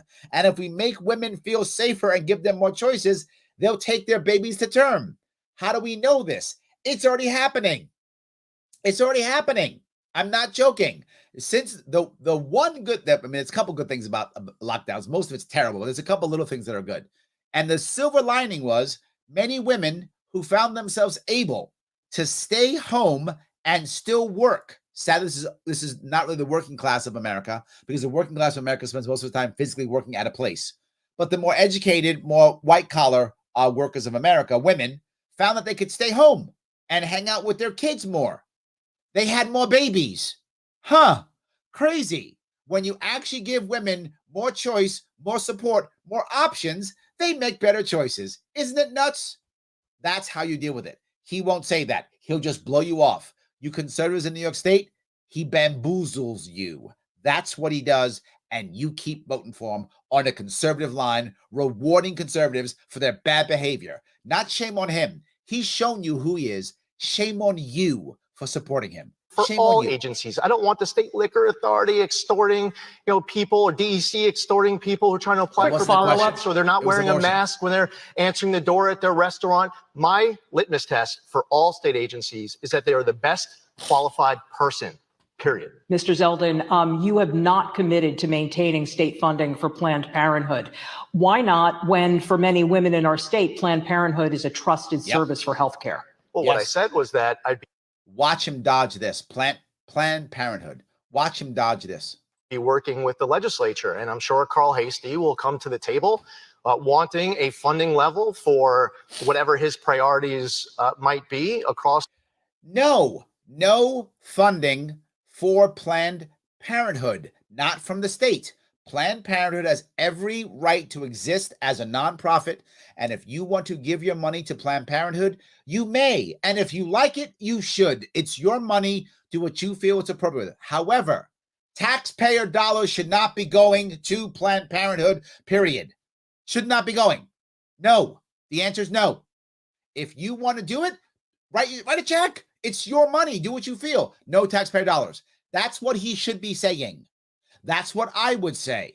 He won't say it, but you conservatives will back him. Look how wishy-washy he is. Look at what a swarmy guy he is. He backed out on the Second Amendment. He backed out on abortion. He backed out on Planned Parenthood, and you conservatives will still back him. And you will still back him. What is wrong with you? Shame on you, not him. He's showing you who he is. And you're like, well, I'm gonna take my vote from on a conservative line. How stupid is that? You are rewarding bad behavior. He's not going to win. He's going to be a lobbyist in 3 weeks, or he's going to be in a law firm in 3 weeks. And you're still going to be suffering in this state like I am. You write in Larry Sharpe, you guys. What's wrong with you? That's the right answer. This is not the right answer. What's wrong with you? You Democrats, Kathy Hochul, how's she helping you? Does she have a plan for public housing like I do? Does she have a plan to help with co-ops like I do? Does she have a plan to support moms like I do? No, she has no plan for that. So you're a Democrat, she's hammering you, and your friends and family are leaving. You're a conservative, he just turned on you, put a knife in your back. He's put a knife in your back. You're like, okay, I'll still vote for him anyway. These two people don't care about you. Remember something, both of them have been in government for at least 10 years. Both of them, like over 12, both of them. In New York State, at the federal and a state level, and her local level. Every problem you hate about New York, they're responsible for it. And they're your only options. Unless you write in Larry Sharpe. That's all I'm saying. Good morning, everyone. Sorry about that. I gotta go back. I apologize. Hold on. I gotta pop that back real fast. Got me all excited, you guys. You got me all excited and angry. So that's your fault for getting me all excited. So anyway, let me grab that back again if I can. I apologize. I got all excited because I was yelling and screaming and stuff. So let me see if I can grab this back now. All right. Let me put this back again if I could. You got me all excited, guys. I apologize. Who the governor was the day of the Dobbs decision, because it was already passed in the law a few years ago. Here's the reality. A few years back, New York codified far more than Roe. When we woke up the day after the Dobbs decision, the law in New York was exactly the same as it was the day before. And he backed off. And I'm not going to change that. She's going to ask that question. And hold on. Come to the table wanting a funding level for whatever his priorities might be across the board on all sorts of different issues. I've heard from New Yorkers who say that they don't want their tax dollars, for example, funding abortions for people who live 1,500 miles away. Then that's what my point is. It doesn't matter if it's 1,500 miles away or not. Taxpayer dollars shouldn't be paying for abortions. Done. I don't care if it's across the street, whatever. It doesn't matter. That shouldn't be happening. From here, what's important is the will of the people, and we have to listen to what New Yorkers want.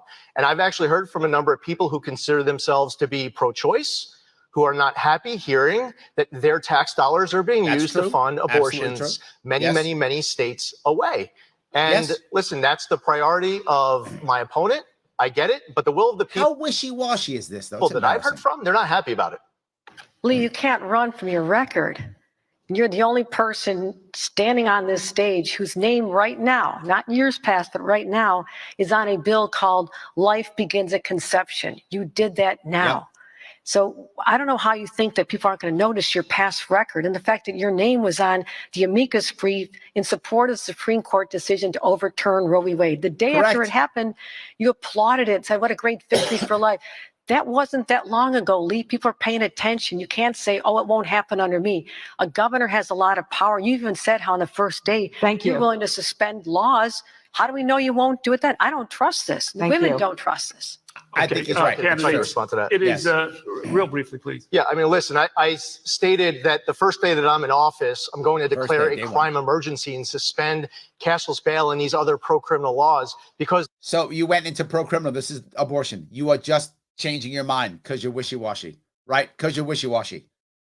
You're not going to win. People see it. And this debate's going to kill him because what most conservatives like more than most Democrats. Democrats like rhetoric. Most progressives like rhetoric. It makes them feel good. It's true. If you lean left, you probably like it. It makes you feel good. You like that. I get it. If you lean right, you probably like strength because most people who lean right prefer strength. Most people who lean left prefer good rhetoric. I like it. Most people in New York City who were Trump supporters or on the boat of Trump, they hated his tweeting because Trump's rhetoric was not good rhetoric, and they hated it. They would say all the time, I wish he'd get rid of his phone, right? I get it. That's who you are. So you've got to have good rhetoric and good policy, and you got to show strength. That's not easy to do, and these people can't do it. And Lee is bad. He doesn't show strength. He shows false strength, like, I'm going to win. I'm going to win. That's just being blusterous. But now he's wishy-washy. He's not standing for what he's saying. I'm going to give Kathy this. Kathy's standing strong. I think she's wrong, but she's not backing down. She's like, yeah. Abortion is for everybody. She's just like, yeah, she's not backing down at all. That's where she is. And at least she's doing that. I mean, I guess. Anyway, so yes. The Razor says, run on the Republic. I think he means Republican. That's the problem, right? Running as a Republican, you can't win this state. It's impossible. That's what I've been saying for years. It's been true for 20 years. It's still true. As I mentioned Utah. In Utah, you can't win as being a Democrat. So what they do, the Democratic Party got smart, and they backed the non-Democrat. They backed McMullen. McMullen might win in Utah. He may not. But the last time a Republican ran in Utah, Mike Lee, he won by 40 points. 4-0, not 1-4. Now it's tight. If Mike Lee still wins, it'll be 5-10 points, right? If he still wins. So not going to happen. Last time it was only 25 points here in New York State. If they would have backed me, which is what I told them to do, if they would have, they didn't. I would have won the Republican primary. I would have an L, an R, and a C, and an F all by my name, and I'd have won this damn thing. I would have been your governor, Reza, instead of the Republican Party and Lee Zeldin made sure Kathy Hochul was going to win. So if you're annoyed at Kathy Hochul, the guy you should be looking at is the guy Lee Zeldin right now. He's the one who made sure that was going to happen. And Nick Langworthy, who's the chair of the Republican Party. Nick Langworthy and Lee Zeldin, they made sure that Kathy Hochul was the next governor. So be mad at them. So Kyle says, damn, Larry's tired of this nonsense. Don't blame him. Yes. Just, yes, you're right. Avi goes, well said, Larry, regarding Planned Parenthood. Yes, assuming it needs to exist. Why do my taxes subsidize abortion, which is a morally fuzzy thing? Yes. If leftists love it so much, let them fund it through their own benevolence. Yes, thank you. 100%, Avi. That's it. Yes, 100%. You like it? Write a check to it. I'm not against you. Your money. Do what you want with your money. If you think that's the right spot for your money, do it. Write that check. I have no problem with that. You do what you feel is right. I have no problem with that at all. Absolutely. So, your money. There is a crime emergency. My opponent thinks that right now there's a polio emergency going on, but there's not a crime emergency. Different priorities that I'm hearing from people right now. They're not being represented from this governor, who still, to this moment, we're halfway through the debate, she still hasn't talked about locking up anyone committing any crimes. Okay. God, it is Anyone who all about commits a that. crime under our laws, especially with the change we made to bail, has consequences. I don't know why that's so important to you. All I know is that we could do more. Well, when I said we that could we do should more. remove Excuse me, I'm speaking. Sure, go ahead. We could do so much more. Whoa. if there was a Fuck, she like that. nationwide ban, but certainly a state ban on teenagers being able to get guns, assault weapons. I mean, Well, she just backhanded him. See that? I'm talking. Wow. that's what happened in Buffalo. A teenager walked into a shop and was able to buy an assault weapon, the kind you use on military battlefields. It happened just yesterday in St. Louis. When are we going to start talking about the crimes that are the most frightening? And that's murders and shootings, which across this country are down about 2%. New York State, because we worked so hard on this since I became governor, they're down 14%, down 18% on Thank Long you, Mrs. Island. Hochul. I don't know why it's just so hard to articulate what needs to get done. When you have a district attorney refusing to enforce the law, stand up. When you were asked about the Jose Alba case, all you do is stand up for cops. That's it. Look, I'm not anti-cop. You guys know me. I'm not anti. My father was in law enforcement. I'm not anti-cop. But man, that's all this guy cares about is cops.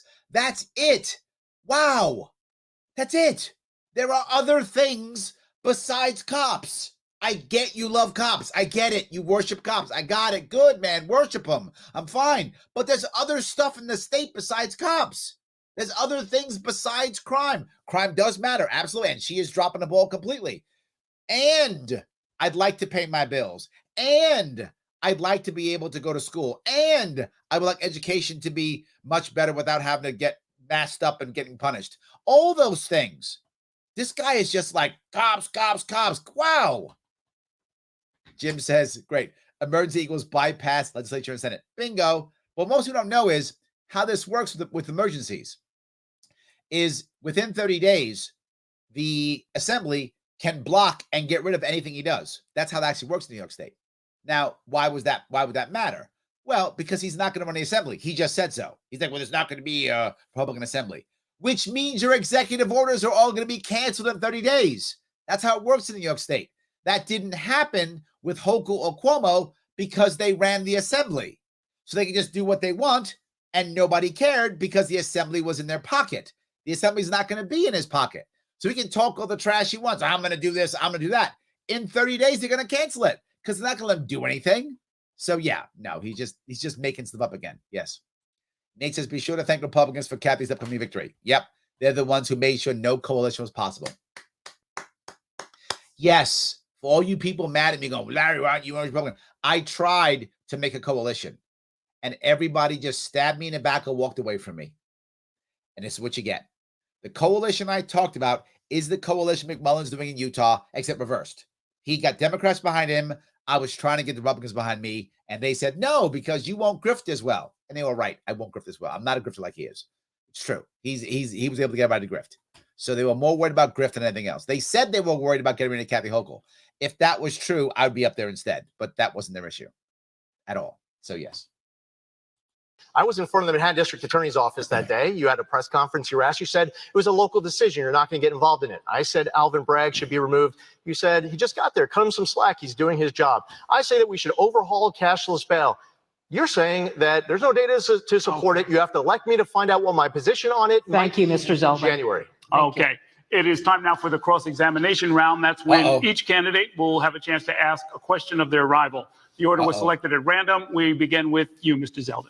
Well, one of the other reasons why my opponent has lost the trust of so many New Yorkers is they see all these stories with regards to the pay-to-play corruption. Someone hosts a fundraiser for her, and then just days later, she suspends unilaterally New York's competitive bidding laws. Digital Gadgets, that company, makes a pitch to provide COVID tests they don't even make for a contract that was no bid that would have been worth over $600 million, paying far more, twice the price of what California paid. No record that she went to the company to negotiate a better price, so the company that actually manufactured the test. This is just one of many examples. So what New Yorkers want to know is what specific measures are you pledging to deal with the pay-to-play corruption that is plaguing you and your administration? I don't accept the premise. There is no pay-to-play corruption. That's a lie. A year ago, just over a year ago, We had a crisis where my responsibility to protect children and get them back in schools when Omicron hit. Remember how terrified we were of Omicron? How you were. Schools You have been were. shut down a long time. I told my team, you go They'll out randomly and shut find down. every single test kit you can find. This was early on. We were hit harder than other states like California that didn't deal with it till later. I did everything I could in my power to get the test kits. I'm Everything glad you I do. did, because hard. we got the children back in school in New York and they didn't go back in many other places.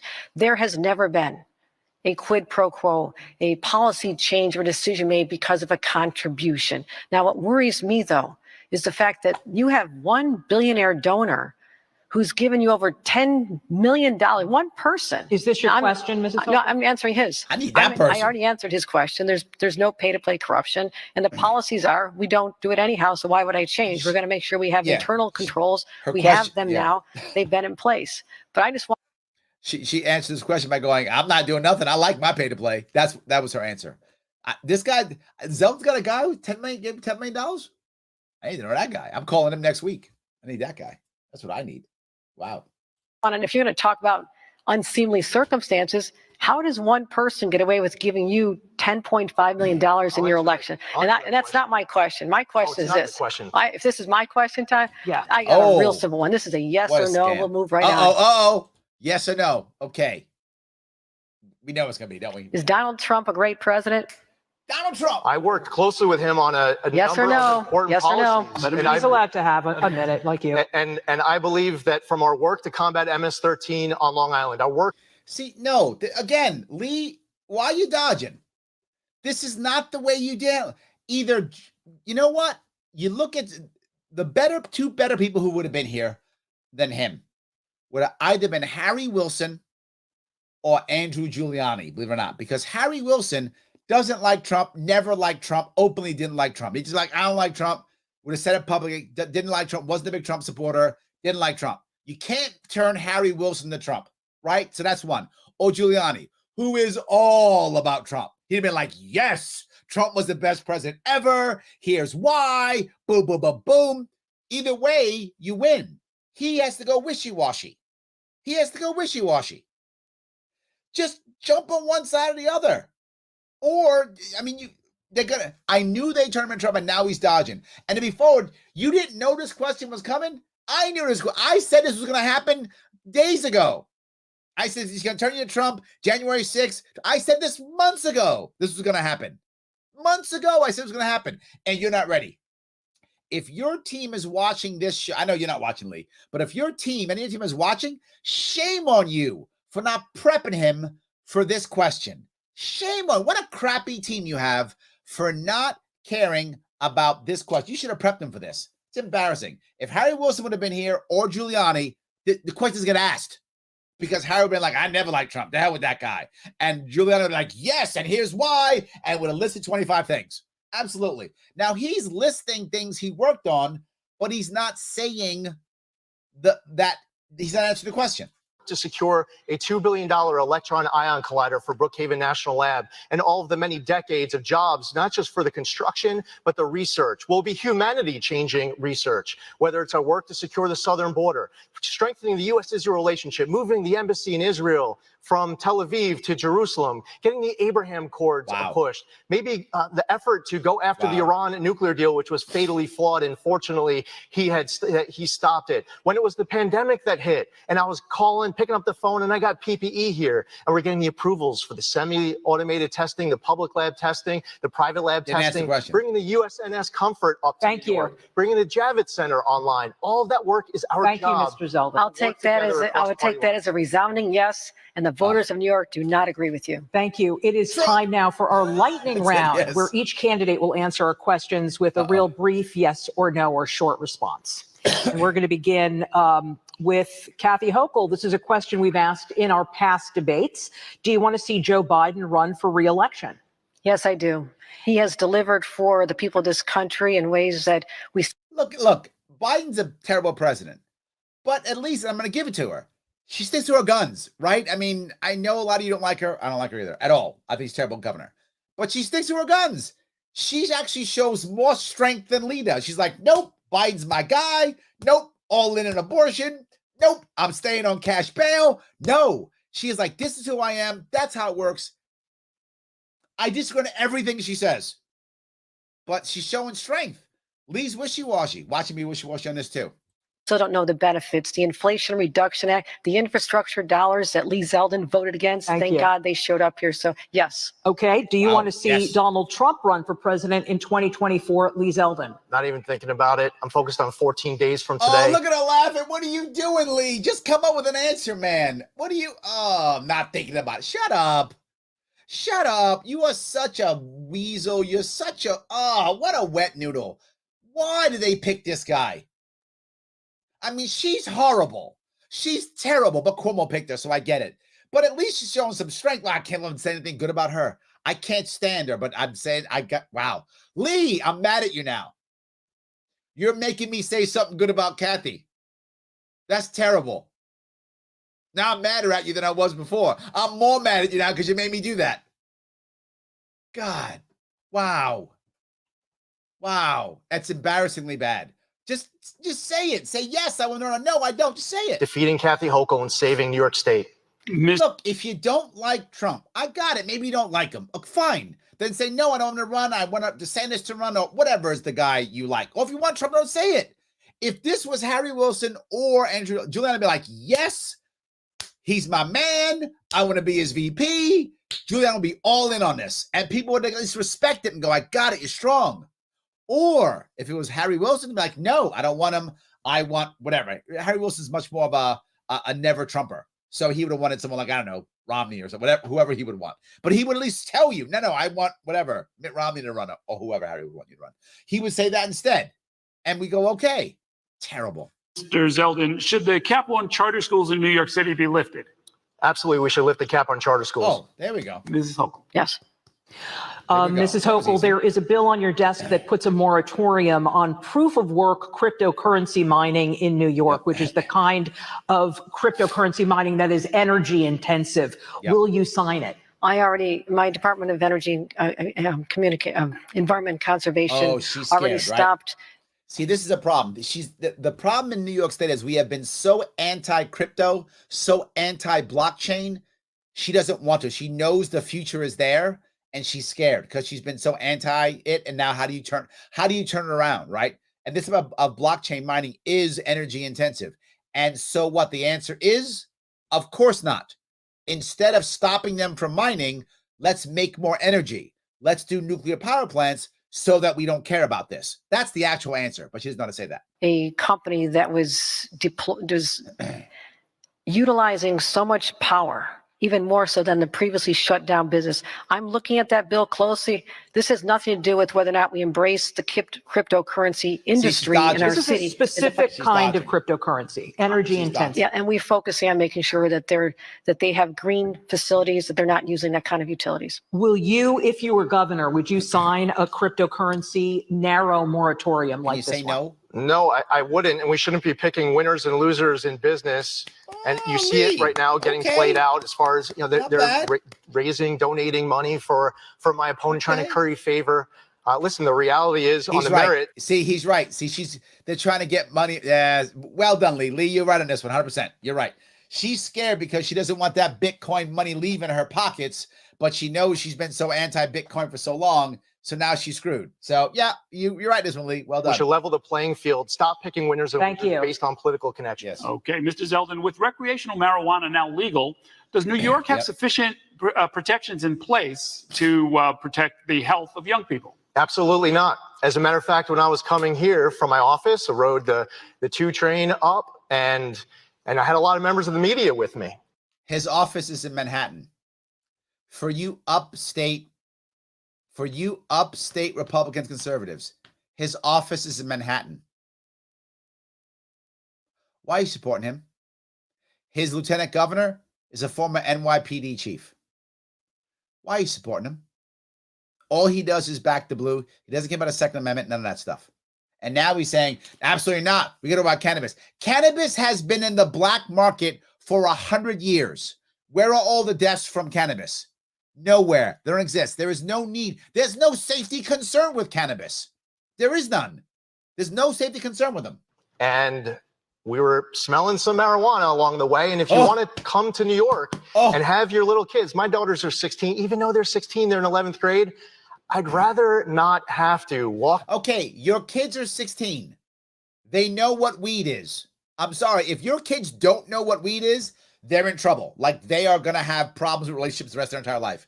They're such a geek. They're incels, basically. They don't know what frick weed is. Of course you do. They're 16. My daughter's 18. She knows what weed is. My 12-year-old knows what weed is. It's okay. They're not dying from it. The world's not ending because someone smells weed. Stop, you prude. Now all of a sudden you're conservative? When it comes to cannabis, the safest thing we got, that you're worried about. Guns? No, then all of a sudden you're a lefty, right? When it comes to guns. When it comes to abortion, you're a lefty. You're wishy-washy on that. Trump, wishy-washy on that. But now cannabis, now you're going to go hardcore. Down the street with a family, exposing my kids to what they can get exposed to right now. And what you see on exposing your kid to smelling cannabis. What a wuss. On the other side is, move for more legal injection sites. It's not the right answer. Mrs. Hochul. You just made the case that, yes, it's already out there, but why don't we legalize it? Yes. Tax it properly. No. Have distributors who are actually people who have been marginalized and suffer the effects of mass incarceration when marijuana was illegal, and giving them the chance to help build a business and be. See, now that's good rhetoric, right? I mean, the Office of Cannabis Management is going to do none of that. This is all lies. However, that sounds great, right? This is my point. His rhetoric sounds like, oh, how dare my 16-year-old smell weed? She's like, we're going to help out the poor people. We're not. I mean, our system's a joke. What she's saying is totally not true. But it sounds good. If you don't know anybody, you'd be like, wow, Kathy Hochul loves black people. You would think that if you heard that. It's not true. But part of a whole new economy. I'm creating jobs. I'm creating jobs in communities that have been overlooked for a long time. And this is a great opportunity. One more question that's related. Mrs. Hochul, there are 2 overdose prevention centers operating in New York City where individuals use their drugs safely and where no one has died from a drug overdose. Do you support the operation of these centers? This is something I confer with my Commissioner of Health on, and she is supportive of this, but I want to see the more data. And there's always look, the reality of these is let the local communities decide. That's the reality, right? There were back in 2018, there were some mayors that I knew that asked if I would won the election back then, if I would let local communities have injection sites. Let the local communities decide. If you feel it's the right answer for your community, you want to support that, please support it. If not, don't. It's fine. Let local community. This is not an issue for the governor, right? If you're like, no, I don't want injection sites in my area. Okay, you're like, yeah, put them up. Fine, I don't care. Local can decide. I don't mind localities opting out at all. Totally fine, right? Totally fine. Yes, but one of those towns is exactly Ithaca. Yes, absolutely. Savante used to be the mayor. He's not anymore, but he used to be the mayor of Ithaca. That's true. Back in 2018, he was one of the mayors who asked that question of me. I actually sat with him and talked for a while in 2018 with him. And yes, I was like, yes, of course, right? Local communities should be able to pick. If you don't like it in your community, don't have it. If you like it, go ahead. That's the issue. Yes. Avi says, the Dems secretly love Trump. Yes, Avi, yes. I just said this before, right? If Trump gets sick, there's going to be 4 Democratic doctors down there in Florida like, don't die. Take my kidney. Take my liver. Don't die. You're totally right, Avi. They love him. That is their secret weapon. 100%. Yes, totally true. An effect on a neighborhood. You have to be sensitive to where a neighborhood, these are placed in neighborhoods, but She's dodging. I'm Just laser say focused. localism. I lost a nephew to an opioid addiction. Yeah, and that's a terrible story. She lost a nephew and she didn't write a check for him. So, what bothers me about that story she tells, and she told before, which is, and then they couldn't get the money from Social Security or something, blah, blah, and he died. And I'm like, you're wealthy. Your husband's wealthy. You are both millionaires. That was your nephew. And you didn't write a check to put that kid in a facility? What a monster you are. I talk about my mom, and I helped my mom out. I wrote a check for my mom. I used my savings to help my mom out because I love my mom and I wanted to help her out. And I had to use all my money. Every dime I'd have gone to debt to help my mom out. And I did. I used all my money. I had money I saved from the Marine Corps. I used it all. Getting her an apartment, getting her a beat up old car so she could drive. She had I got her a studio, which was a refurbished garage on Long Island. That's how I got my mom up and running after she got out of prison. I paid for the whole thing. I paid for the whole first year. I used all my savings because I love my mom. And there was nobody else. I'm an only child. No one else in the family. Of course I would. She's wealthy. That was struggling for me. She's wealthy. She didn't write a check. It's embarrassing. Started from a prescription he received from a doctor. I have worked for the last 8 years as Lieutenant Thank you, Governor Mrs. focusing Hochul. on this issue. And you, focus Mr. Zeldin. Heck no. Thank you. Heck no. You can't have those things. Lock everybody up. That's his answer. Now all of a sudden you're hardcore. Now you're on the thing. Now you're hardcore. See? If it's locking people up, he's hardcore. It's abortion and guns. Well, you know, who knows? Trump. Well, I don't know. Trump. Drugs? Lock them all up. We're going to move on now. We're going to move on to threats to democracy and ethics, and we're going to start with Mr. Zeldin. You voted against certifying the 2020 presidential election in Arizona and Pennsylvania. And since then, dozens of courts across the country have found that there is virtually no systemic fraud in the 2020 election, and certainly no widespread systemic fraud. If you could do it again, knowing what you know now, would you vote to certify the results of the 2020 election? The vote was on two states, Pennsylvania and Arizona. The issue still remains today. You're going to have more health emergencies and natural disasters. The United States Constitution says that state legislatures set the administration of election law. And that was the question I articulated then. It's the question I'll articulate now. All right. The question is, would you do it? Do you believe it? Do you think that there was fraud or not? Just say it, man. Be one or the other. Say no. Or say yes, whatever you believe. I don't think he believes it was fraud. I think he does not believe that. I think he just did it because he does whatever it takes that he believes will be in charge. He doesn't actually like or hate Trump. He just was all on Trump's jock because he thought that was the way for him to get ahead. He doesn't care about Trump at all. He cares about him getting ahead. That's all he cares about. And he thought at the time, well, that was Trump. So now he loves Trump. And if it isn't, then he'll hate Trump. He'll do whatever. So he doesn't have any center except cops. That's it. And it's about looking forwards, not backwards. Election integrity should always matter. I believe that we should have voter ID in our state. I believe that we should have voter ID in all 50 states. We have voter ID in New York State. Oppose ballot harvesting. I believe that we have a principle of one person, one vote, and that is a principle that belongs to a United States citizen. There was a move in New York City to allow non-citizens to vote, hundreds of thousands of non-citizens. I opposed that. I was outspoken of it. A lot of crickets coming from my opponent. And I'm glad that the courts ruled that that was not okay. So what's important looking forward is making sure that whether it's 2022, 24, 2032, we should always care whether your candidate comes in first or second about election integrity. If you lose this election, do you promise to abide by the results? Well, first off, losing is not an option. Oh, look at that. See? I'm going to win. I don't have answers to anything. But, young lady, let me tell you, I'm going to win because I'm just an arrogant. Yeah. You better, first off, losing an option. Second, you better start thinking it's an option because, homeboy, it's an option. In fact, it's the most popular option for a guy like you. So you might want to start thinking about that option, is what I'm saying. Secondly, playing along with your hypothetical question, of course. Playing along. Thank you. Mrs. Hochul, your campaign fundraising practices have come under public scrutiny. You have received considerable donations from those with business before the state. How can the public trust that your decision-making isn't influenced by these contributions?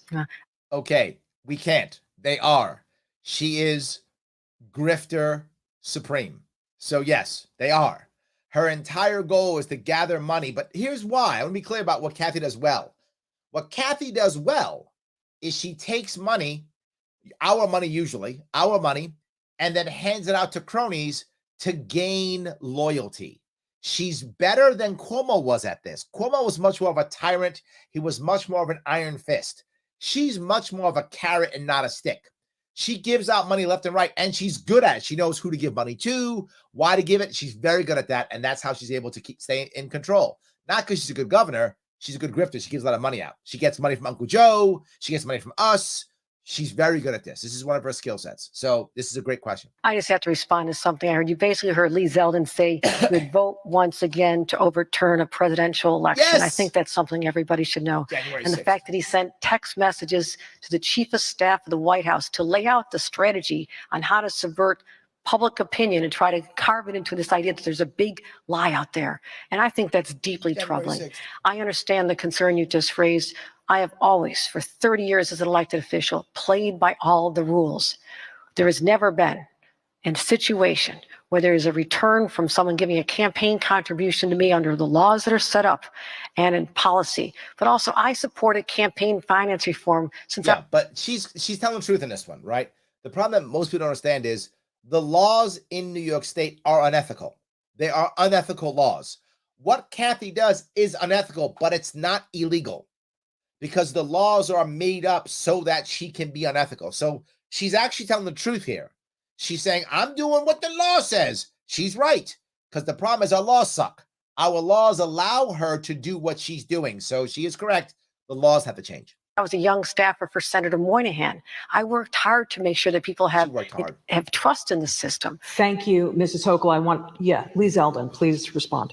Well, I mean, it's no coincidence that you ask a question about crime and my opponent wants to talk about the former president. You ask a question about pay-to-play corruption plaguing her campaign. She wants to talk about the former president. But okay, so if anyone out there wanted to go back and look at the text that was sent to the White House Chief of Staff, it was at the very beginning of November, before the race was even called for Joe Biden.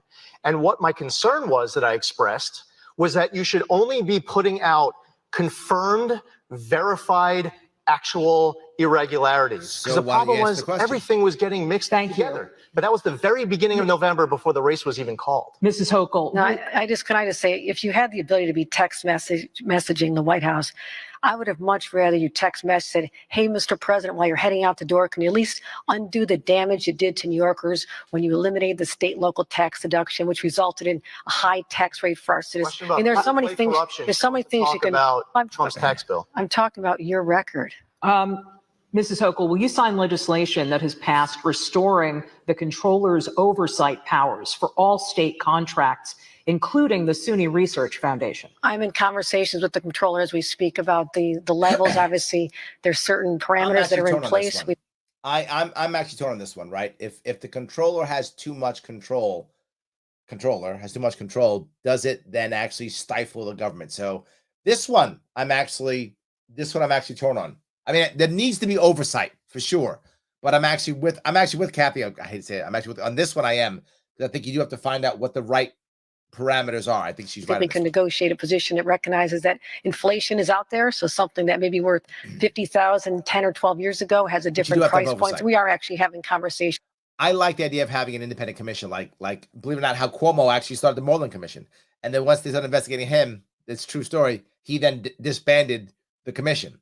But I think that kind of commission is probably better than the controller, because the controller is a political animal, right? So that's my worry. Like, the AG, attacking the governor, right? In New York State, AG doesn't stand for Attorney General, it stands for aspiring governor. So I think that's an issue. To make sure that people do feel comfortable, that we restore the oversight system. And I believe in this. I mean, I believe in accountability and transparency, and that's how I'll continue to conduct myself as the governor of the state of New York for the next 4 years.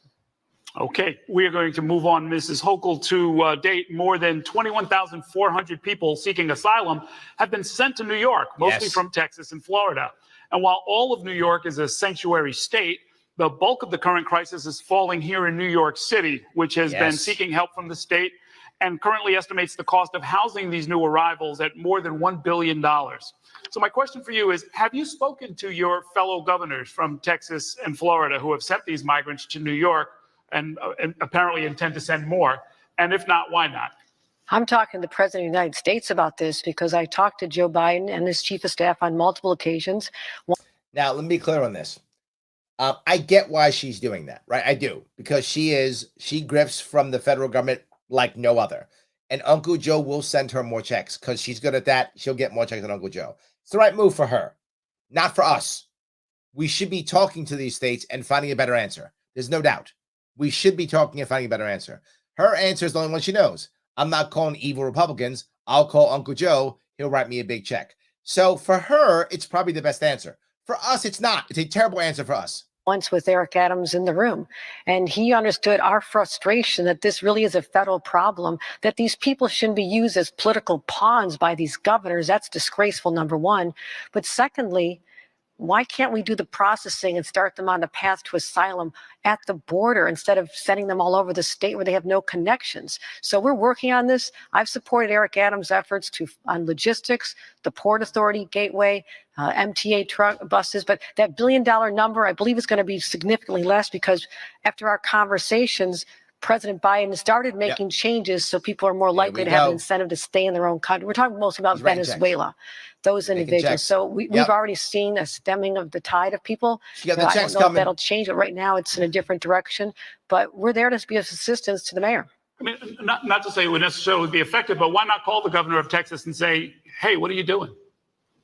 If you think it'd be useful, I could call him, but I don't think that that's going to change his tune. I know the mayor did outreach. I mean, when someone's so intent on politicizing an environment. When we are in a world to where state governors can't call each other, what kind of world is that? She doesn't want to talk to the Republican because he's a Republican, by default, he's evil. This is why third parties matter, everybody. Because it doesn't matter if Lee Zeldin wins or she wins or whatever. The country's still going under. It's going under. We have to have a third party to make things right. And something we're rather familiar with all this conversation all the time about trying to scare people and demagoguery. I don't know that I can really get through in a rational way to the governor of Texas. But if all of you think I should make a call, I will. But where I'm working is with the president, working with President Biden, working with Mayor Adams to help these people. Okay. Because that's what listen, the fact is that when people were flying into Westchester Airport, Stewart Airport, Montgomery, my opponent has nothing to say. People of New York are demanding transparency. They want to know who's coming, where are they coming from, who they are, where they're going, but nothing until she found her boogeyman. As soon as the buses start arriving, then she's making believe like this is the entire problem. Now you want to provide the transparency to New Yorkers because you owe it to them. And then you pick up the phone and you call Joe Biden and you say, Mr. President, you have to secure the southern border. Finish construction of the border wall, end catch and release, enforce the remain in Mexico policy. Instead of attacking. No, he's right. Lee's totally right on this one. She didn't do any of that. And all she did was go, Uncle Joe, write me a check. Come on. And he went, all right, fine, I'll write you a check. That's what actually happened. Lee's right on this, 100%. Support our Customs and Border Patrol agents. Stop incentivizing and rewarding illegal entry. The people who are being flown up, not only are they getting a flight with this Biden travel agency, they get a phone to boot. You have a lot of New Yorkers who are law-abiding New Yorkers. They've been here a long time. They're saying, well, what about me? What about me? Why is this governor not providing the transparency that we demand? And why is she not talking about it until she finds her boogeyman? And when picking up the phone and calling the president, why is she not laying out the specific call to action that New Yorkers are begging for? I have called for federal immigration reform. When I was a staffer for Senator Daniel Patrick Moynihan back in '87, that's the last time we had a bipartisan, and you wouldn't believe the statesmanship, real leaders in the Democratic and Republican side standing up and saying we can do more on the borders, but also how we handle the situation going forward. If that's the thing, then why didn't you call the Republicans to be bipartisan and leadership or whatever? Why weren't you doing that? Since then, Republicans, your colleagues, refuse to come to the table and have a thoughtful position on this. Now, if there's a new day and people are willing to roll up their sleeves like I'm always used to doing, I work with everybody, but we seem to be able to. I work with everybody except Republicans. Be incapable of having Republicans work with Democrats on this issue. And until then, there's going to continue to be a problem. Mr. Zeldin, if you're sworn in January, what would you do about this migrant crisis? Day one.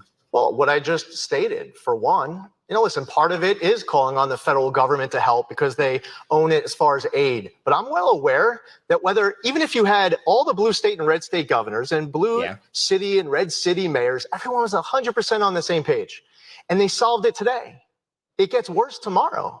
Because actually, unlike what was just stated by my opponent, The surge is still continuing. And it's not just about people coming, it's also about things like illicit drugs that are coming. The sex trafficking, the labor trafficking. This is about working with the Department of Justice, having the state police. Great. I grew up in a trooper household. The state police you grew are up in exceptional. a household full of Maybe cops. they Surprise. should be working with the federal government more to be able to tackle the illicit drugs that are coming in. But we need to stop it at the border. He found a way to put in cops the in. federal government working with the DEA and some of these international entities that we have. Meanwhile, we get a international a too. huge You want all the opium, cops. Settlement All of sent them. to the state. A task force is created, and instead of my opponent allowing the task force, the subject matter cops, experts, even people who state lost cops, their own loved ones, to decide federal how the cops, money is getting spent, they're international unable to cops, have their meetings. all the Thank you. cops. My opponent wants her own little kitty because she's running for re-election. Thank you. Well, that's Mrs. true. Hochul. Okay, he's right on that one, right? His answer was, I want all the cops. Everyone's arrest everyone. Everyone gets arrested. You get arrested. You get arrested. You get arrested. That's Lee. But he's right. She does want her own kitty. She's got $22 million in the bank. So, or not anymore. She spent some of it. She's got like $19 million in the bank. So he's not wrong. I don't know how to respond to that, but let's talk about the role of policing in all these issues. Yeah, even she heard the cops. Yes. Mr. Times 1023 says, I work with everybody who pays me. Accurate. 100% accurate. Yes, 100%. Jim says, this debate is a total S show. Also true. Yes, also true. Red Vape says, so you mean the Inflation Reduction Act that doesn't reduce inflation at all, which is the Joe Biden Inflation Reduction Act, or the new one you made up like everything else will make up? Well, that's my point, Red. See, I'm going to pass a law, and I'm going to call the law Everything is Awesome Forever Act. And done.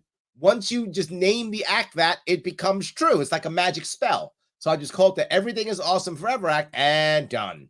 See that? That's the problem. No one's done that. In January, when I realized we had a problem with illegal guns coming through our borders in unprecedented numbers, I convened the first ever in the nation task force of 9 states.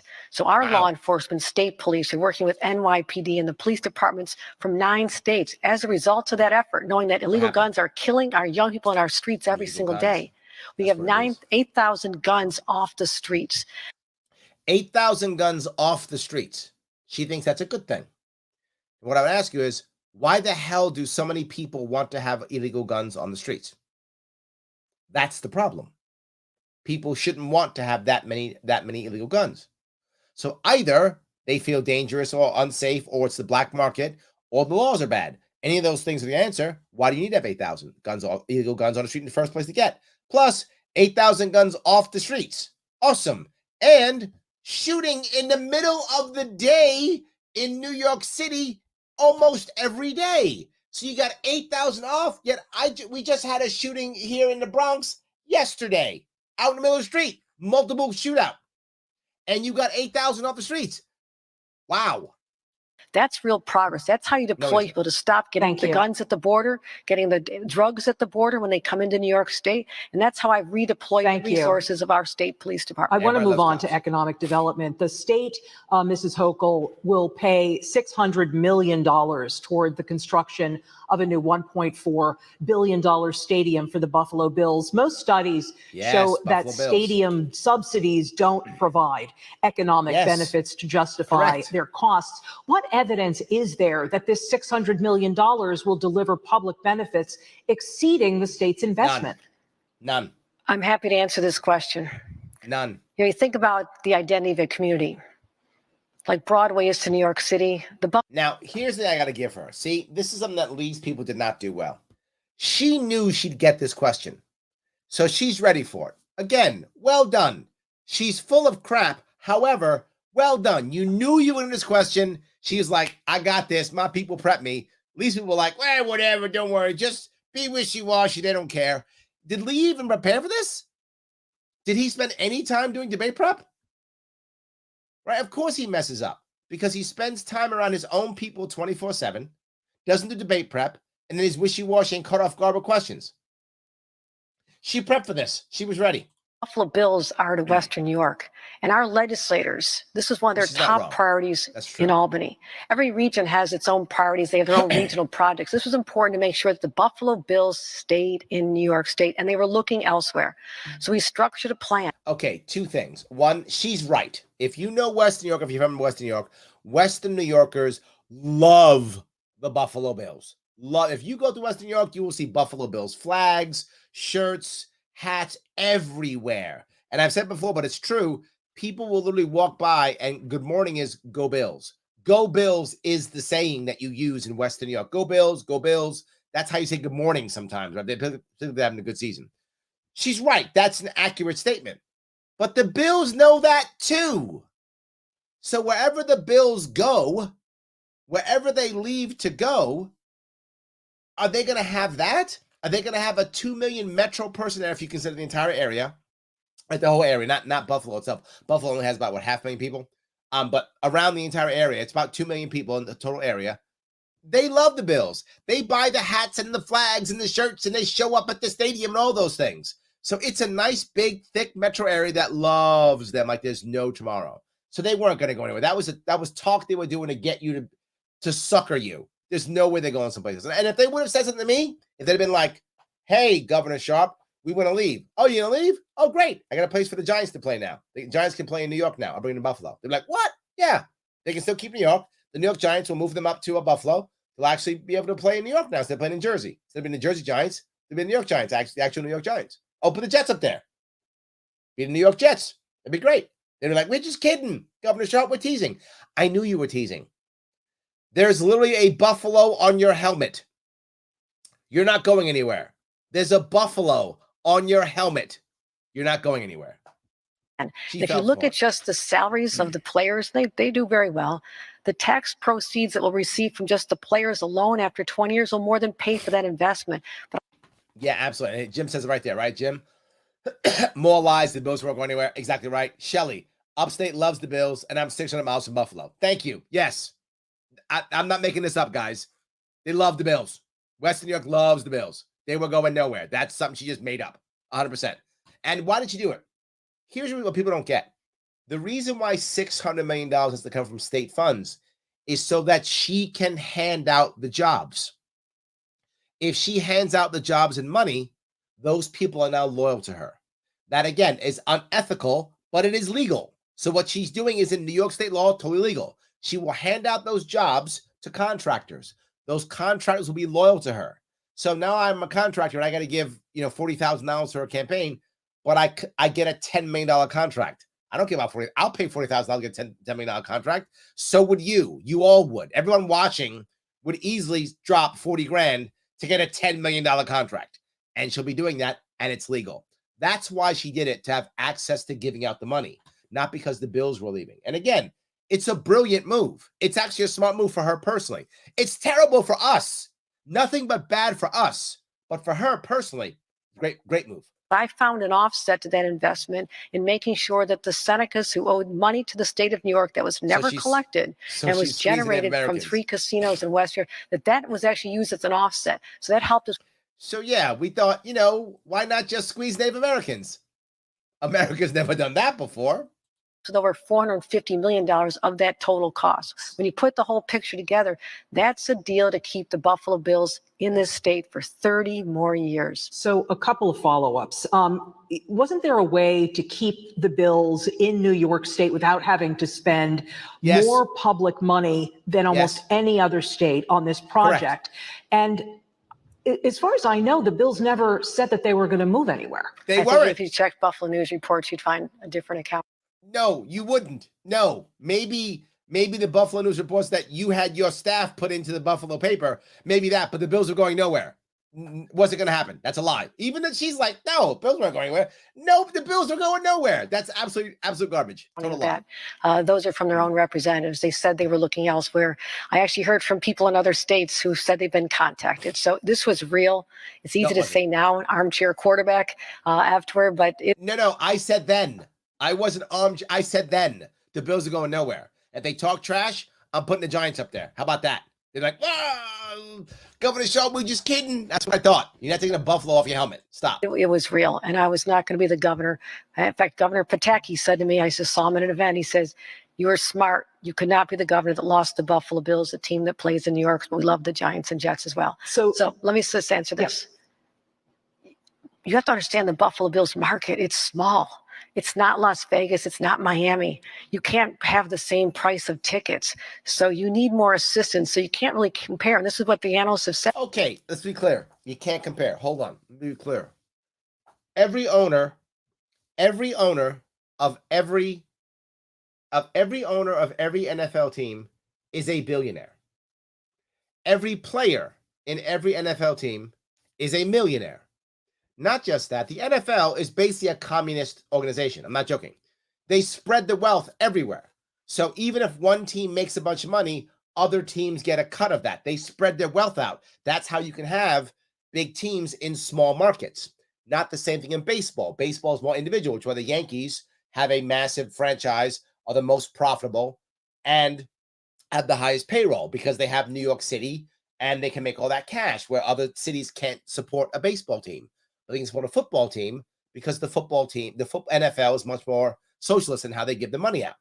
So what she's saying is literally not true. That's why Kansas City can provide and can create a great football team, but they struggle to create a great baseball team because the cash is divvied up differently. That's how that actually works.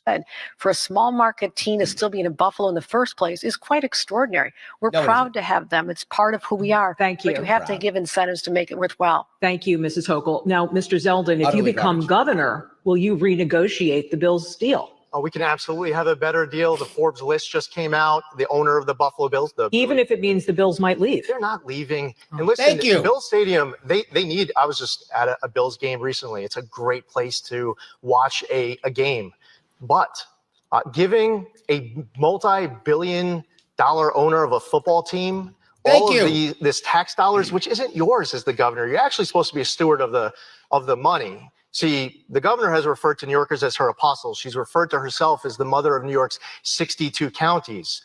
Look, Lee's right with these things, right? It's as if his people said, hey, here's the problems. The problem is there's no solution. He's not wrong. Everything he's saying is correct. He's right. So now you would do what? I believe that public service is about serving the public. She thinks it's about the public serving her. Seneca Nation is made up of people who are Bills fans too. And you put the squeeze on them, hundreds of millions of dollars. And it was wrong the way that happened. And as far as the way this process went, it wasn't that the governor was sitting down with legislative leaders. Thank you, Mr. Zeldin. Oh, it's not yet read. It's not like she sat down with the legislative leaders and was saying, hey, this is coming. We're finalizing a deal right now. No, at the 11th hour of a budget deal, she slams it in. She screws over Seneca Nation, and she puts the squeeze on legislators. No vetting, no debate. It was irresponsible on process and substance. You can respond, Mrs. Hochul. Lee Zeldin hates job-creating projects. This is going to create over 10,000 construction jobs, just like you opposed the federal legislation. Okay, she's right and wrong, right? Lee doesn't care about job creation, so he doesn't care about that at all. It means nothing. But she's right. It's going to create a bunch of jobs. And that was my point. She's going to decide who gets those jobs. She's right. If she just said, go, then someone else would be in charge of handing out the contracts. That's what she doesn't want. She wants to be able to hand out the contracts. That's how that works. And of course, some of you know, her husband is going to get the concessions. I'm not joking. Her husband is also wealthy. His company will get the concessions for the Bills. That's true. The CHIPS Act that would bring jobs from Asia and China back to the United States, and I had an additional incentive to bring them to New York. We won, beating out every other state, including Texas. We now have 50,000 jobs coming through Micron. It's the largest investment in New York State. Guarantee that will not happen. History, because I know how to get the deal done for our residents. Well, that's true. She does not get a deal. I'll give her that, right? When it comes to grifting, she is better than Cuomo when it comes to grifting. That's true. She is the grift master. That's true. Getting deals done that screw the state over and help her out personally, she's great at that. They're looking for these jobs, the supply chain opportunities from Long Island up to the North Country. People are excited. I have one more call to make to round. Someone else now wants to follow that. We're creating an economy. I know how to create jobs. You don't even give the support. Thank you. One single vote in Washington. Thank you, do Mrs. that. Hochul. Mind if I respond? Mr. Zeldin, other than hydrofracking, what is your She's right. She's right. Lee Zeldin has no idea how to do this. That's true. He's nowhere near as talented when it comes to grifting as she is. That's obvious. She doesn't know how to create jobs. She knows how to buy jobs. And she's very good at buying jobs. And that's what she does. She's good at it. She'll take your money or Uncle Joe's money and she'll buy jobs. That's what this Buffalo Bill thing is. She's going to buy a bunch of jobs. Union guys are happy. They get union jobs. Construction companies she knows, they're all getting jobs. So she knows how to buy jobs, not make jobs. economic development plan for upstate New York? Well, listen, I don't think that the government should be in charge of setting those parameters. We need to boost upstate manufacturing. What that means is he has no plan. Yet again, as I said, no plan, no idea, no plan, no policy, right? Why not? Why does he have no plan, no policy? Lee doesn't have a policy team. He has a communications team, which, by the way, failed him here. I don't know what the hell happened with his debate prep team, but that's what he has. He doesn't have a policy team. He doesn't need any policies. Why? Number one, all he does is yell at people and say Kathy Hochul's bad. And two, he's not going to win anyway, and he knows he's not going to win. So why waste his time putting together policies? I'm the idiot who puts policies together. I'm the idiot who can do 8 hours of policy on New York State. He can't do a minute on policy. As I said, Lee would not know a policy or plan if it was literally stapled to the cop's boot he was currently licking. He does not know what that even looks like. We shouldn't be lowering the overtime threshold. We need to invest in broadband. We need to approve new pipeline applications and do a better job delivering energy across the entire state. Part of this has to do with, instead of the governor, I have not a problem with job creating projects. I have a problem with corruption creating governors. And when she has these pots of money that she creates for herself so that she can spend her campaign, this Rose Garden strategy, how's that working out? Going around every single day and doing press conferences, handing out your money. Now, I think if you get your money back as taxpayers, you shouldn't be, and that's a very rare thing that happens when you get money back. This governor actually put on the property tax check that it was courtesy of her, as if you owe her a thank you. What we need to do is bring down taxes across the board, bring spending under control, have pro-business people in charge of these state agencies. So what he basically said is pro-business people in charge of the agencies, cap spending, and lower taxes. That's a plan. When Amazon wants to bring 25,000 good-paying jobs to Queens, we should be making sure that we're finding a way to be able to make that happen. But what we shouldn't do is just no. Now you screwed up. Now he's all over the place. His people did not teach him this at all. He's just now pulling stuff out of his ass now. No way. If you're okay with Micron, then you're okay with Amazon. If you're okay with Amazon, you're okay with Micron. I'm not okay with either of them. We should not be bribing people to come to this state. We should be creating a better environment so that the local people grow on their own. I would like homegrown New Yorkers to grow their businesses. Our environment is so shitty that they don't grow anymore. That's the problem. Support small businesses in every way, shape, and form so they will grow to be larger businesses, and we don't have to bribe people to come here anymore. When de Blasio was asked, and as much as I hate de Blasio, he was literally the worst mayor in my lifetime of New York City. He was terrible. People always go, how's Eric Adams? Better than de Blasio, because anybody is better than de Blasio. Literally anybody. Pick a guy off the street, that guy's better than de Blasio. That's how bad that governor, that mayor was. But anyway, when he was there, he literally said he was open. He was honest. That's the one thing I liked about de Blasio. He was blatantly honest. He was like, yeah, I'm terrible. And so what? I mean, that part I'll give him, right? He literally said when they said, look, how are you going to make this happen? Amazon's coming. The infrastructure isn't here. How are you going to build the infrastructure? He said it out loud. He said, the local businesses will be taxed so they can pay for that. Literally, he said it. Local businesses were going to be taxed more so Amazon could come here and build the infrastructure out because he was bribing Amazon with $2 billion, whatever the money was. I forgot what it was, $4 billion, whatever it was. And Amazon said no. $4 billion. And they said no. That's how bad our state is. So he has no plan. He's right, but no plan. Our finger on the scales And then based off of political Thank you. connections and relationships, we pick who the winner is and the loser. Thank you. Okay. That is so inconsistent. The Amazon deal was funded on the She's same right. economic development strategy that Micron is. So Yes, Amazon's same. okay, but Micron, what have you got against 50,000 jobs in upstate New York? I It's grew not up in 50,000 upstate jobs. New York. I knew what it was like when the major industries left town. Those communities were decimated. All my siblings left Buffalo because they couldn't get a job years ago. Now the unemployment rate is down at historic lows, 5%, less than 4% in That's Buffalo. 'cause nobody's Things are working turning anymore. around. They're all in a dole. And Lee Zeldin once said that New York is dying. I don't think the people of the state want to have the Grim Reaper as their leader. They want someone who sees a vision, a path forward, who's lived the experience, Thank you. the struggle, and I'm that governor. Real brief. Yeah, but New York is dying, though. He's Yeah, I right. mean, the reality is, and I've been asking for months, and my opponent still can't finish this sentence. So you can't expect her to ever fix it. But New York leads the entire nation in population loss because she actually got asked this question by the media a few weeks ago when she was at Binghamton Airport. She probably would love to have a redo because she messed it up that time. For me, you asked me, why does New York lead the entire nation in population loss? Because their wallets, their safety, their freedom, and their quality of their kids' education are under attack. So they're hitting their breaking point. They're looking at other states like the Carolinas, Tennessee, Texas, Florida, and elsewhere, and they feel like their money will go further, they'll feel safer, and they'll live life freer. This Right. state is at a crossroads. We were at a crossroads Yep. in 1994. And you blew it by not letting me be on the ticket. So yeah, correct. And New York elected George Pataki, and we're at a crossroads right now. But as far as what happens with Kathy Hochul and one-party rule for 4 more years, outsized power of self-described socialists, we need balance and common sense restored to Albany. We're coming down the home stretch. with Like just I a said, few- with- sound bites, not sound policy. That's absurd. Like, We're coming down the home stretch with only a few minutes. I'll ask you to be very brief. And yep, the apocalyptic atheist planning on leaving New York as soon as possible. I know. I hate it, but I get it. Paul says all the red moved to Florida. Yep. Florida's getting the best doctors. It is. Developers, educators from up north. Yes, you're right, Paula.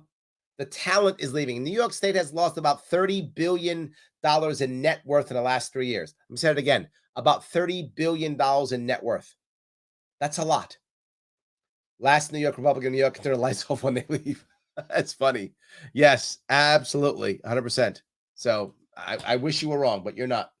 With this, I want to ask about a downstate economic question, Mr. Zeldin. In normal times, New York collects more gaming revenue than any other state, about $3.7 billion. 2/3 of that is generated by scratch-offs and other lottery games. But right now, the state is moving toward approving up to 3 new casino licenses in the New York City area.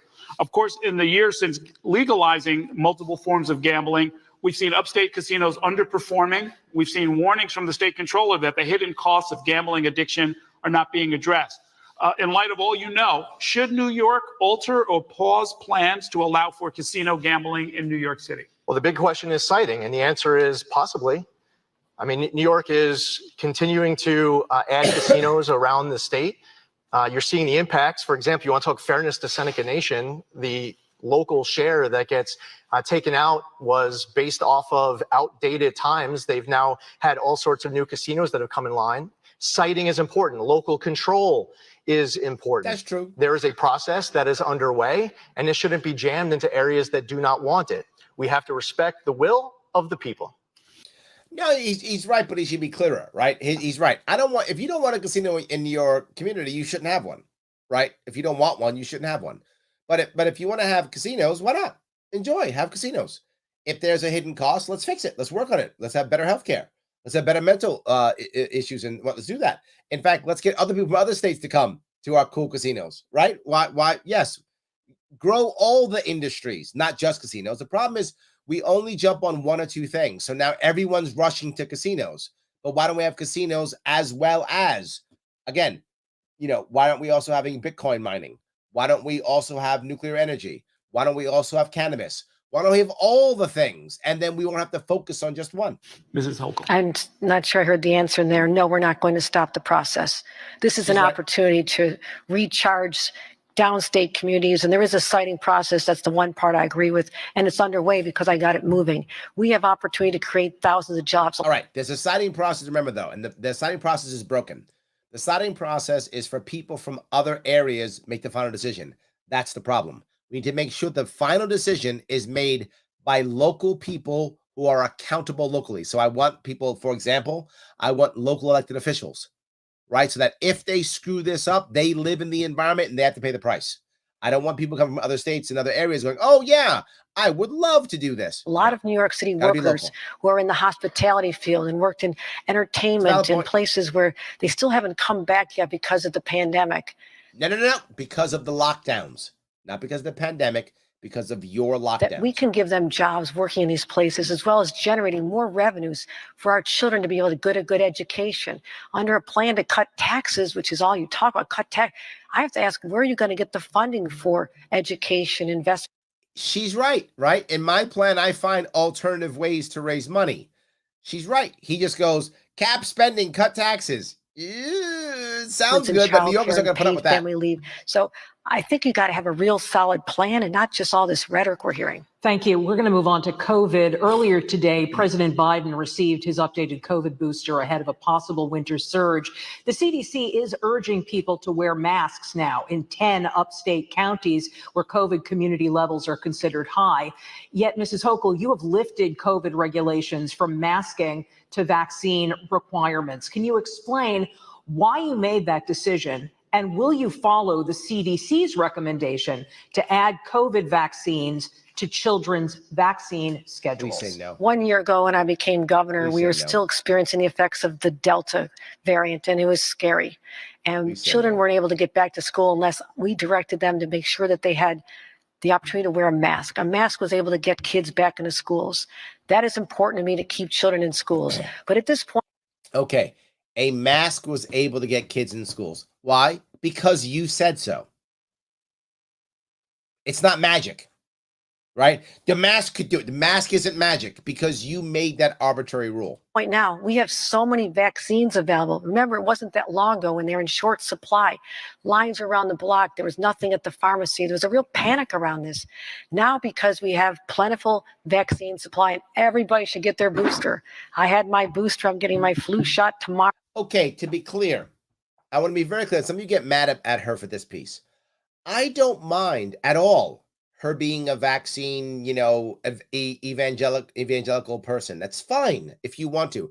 If you think it's the right answer, you can tell people you think it's the right answer, but no mandates, right? If you think that you should get all the boosters and all the stuff, that's on you. You do what you feel is appropriate for your health, for your family. I have no problem with that. You can tell the world. You can put it online, tell people on Facebook. You can wear a little vax thing if you want to. You can get an IV and have it and walk around with the IV if you want to. No worries. Do what you think is best. No mandates. No mandates. You decide on your own how you see fit. We have this triple threat. We have seen what's happening in other states, and I'll be addressing it tomorrow. The respiratory illnesses for children, more COVID cases, as well as the flu. It's all coming together. So would you mandate a COVID vaccine for children or no? Not at this time. I'm going to talk about parental control over this, but I'd also say it's something that comes down to the legislature anyhow. Now why is she? Is she getting the message that we don't want men? Maybe she is. I'm going to have some hope on this one, guys. Maybe she's getting these mandates are not good. I don't know. I'm going to have some hope. I'm going to have some hope on this one. I want to have hope. I'm going to have some hope that maybe she's worried because she can't say it because she might get booted. Maybe, okay. Legislature makes the determination in consultation with health experts for next year's school year. You're talking about this year. We're not talking about mandating a vaccine for children in school at this time, but I'm encouraging it, highly, highly encouraging. And I don't mind her encouraging. I'm going to be very clear. I'm not mad at someone who believes it's the right answer. You have a freedom of speech, and if you're the governor, you can talk, use the bully pulpit. You can tell people what you believe. No worries. No mandates. To Mr. Zeldin, public school students are required to be vaccinated for everything from chicken pox to measles, but you've said you will not require COVID vaccines for students, but the CDC is recommending it. Can you explain your thinking? Sure. And where my opponent just said she will not mandate COVID vaccines at this time, let me be clear to all of the parents who are out there. I will not mandate COVID vaccines for your kids ever. I don't believe that there should be COVID vaccine. Wow, did he just show some strength? Lee. You showed some strength there. Look at that. Okay. Mandates right now for our kids at SUNY and CUNY and community colleges and elsewhere, where just Dan, nicely done. Not at this time, after the election. Yeah, you're probably right. Yeah, you know what? Yeah, you just burst my bubble, Dan. But I think you're right. You just burst my bubble. But yeah, I had a little bit of hope. I had like a little bit of hope that maybe, but no, you're right. It's because the election's coming. Damn it. Okay. Yeah, you're right. I wish you were wrong, but you're right. Damn it. Over a year ago, a whole bunch of heroes were turned into zeros, tens of thousands of people because of my opponent's healthcare worker COVID vaccine. What about polio vaccine? Would you? I believe that, can I just finish the point? I believe that mandate was wrong, and that everyone who has been fired should be offered their jobs back with back pay. And there shouldn't be any special celebrity COVID vaccine mandates like what we saw for people who play for the Mets or the Yankees or the Nets. If you want to have a special celebrity exemption, how about the NYPD officers, FDNY, teachers? Had to bring the cops back. I love cops. I get it, Lee. You love cops. I got it. I do not support COVID vaccine mandates in any way, shape, or form. You want to deal with a healthcare worker shortage upstate and hospitals having services impacted? Well, then offer the people their jobs back. And by the way, do it with back pay. Mr. Zeldin, would you mandate a polio vaccine? Right now, the position of this. You're not ready for that question. Your communication team sucks. Your communication team sucks. You weren't ready for the vaccine question? Oh my God. The answer to this question is, look, what's been working is working. Leave that. Nothing extra. We're done. That's the line, and that's the line we draw. That's the line being drawn. That's it. Now, let's change how education works. Let's change education to where now, if you want to, you can go to private school easier, and you can homeschool easier. And if you want to use your religious exemption, you can easily use it in a private school or a homeschool. And we'll make it very easy and even financially available for everyone. Now you can do you. That's the appropriate answer. And they didn't tell him that. Well, he doesn't follow my thing anymore. State is that there's a polio emergency, and there's not. I'm not proposing any new changes right now. There are vaccine mandates that are out there all across the board on all different kinds of fronts. What I'd specifically say is that the COVID vaccine mandate is different than the polio vaccine mandate. The COVID vaccine changed the definition of vaccine. You could just call it a COVID shot. It's a form of treatment, but it doesn't prevent you from getting it. And the state hasn't recognized natural immunity. Why not? It should. He's right. We could talk about all these other vaccines, but we're talking about other vaccines. Yeah, in fact, Shelley says that too. Shelley says polio vaccines are actual vaccines. COVID vaccines are not vaccines, they're mRNA shots. You're right. Yeah, this is correct. Yes, which is why you can just say that. Why are you done? You say that. But actually, when you took it, people were not actually getting polio. I'm not sure I understand that one either, but you've been an election denier, a climate change denier. You and Donald Trump were the masterful COVID deniers. We are dealing with a real crisis. There we go. It's and been the like more 10 people minutes. get vaccinated, get those shots in arms. And I would do it all over again what I did last year, that mandate for healthcare workers, because no one, after what we went through in this state and the loss of life and how people didn't survive being in a nursing home, I said.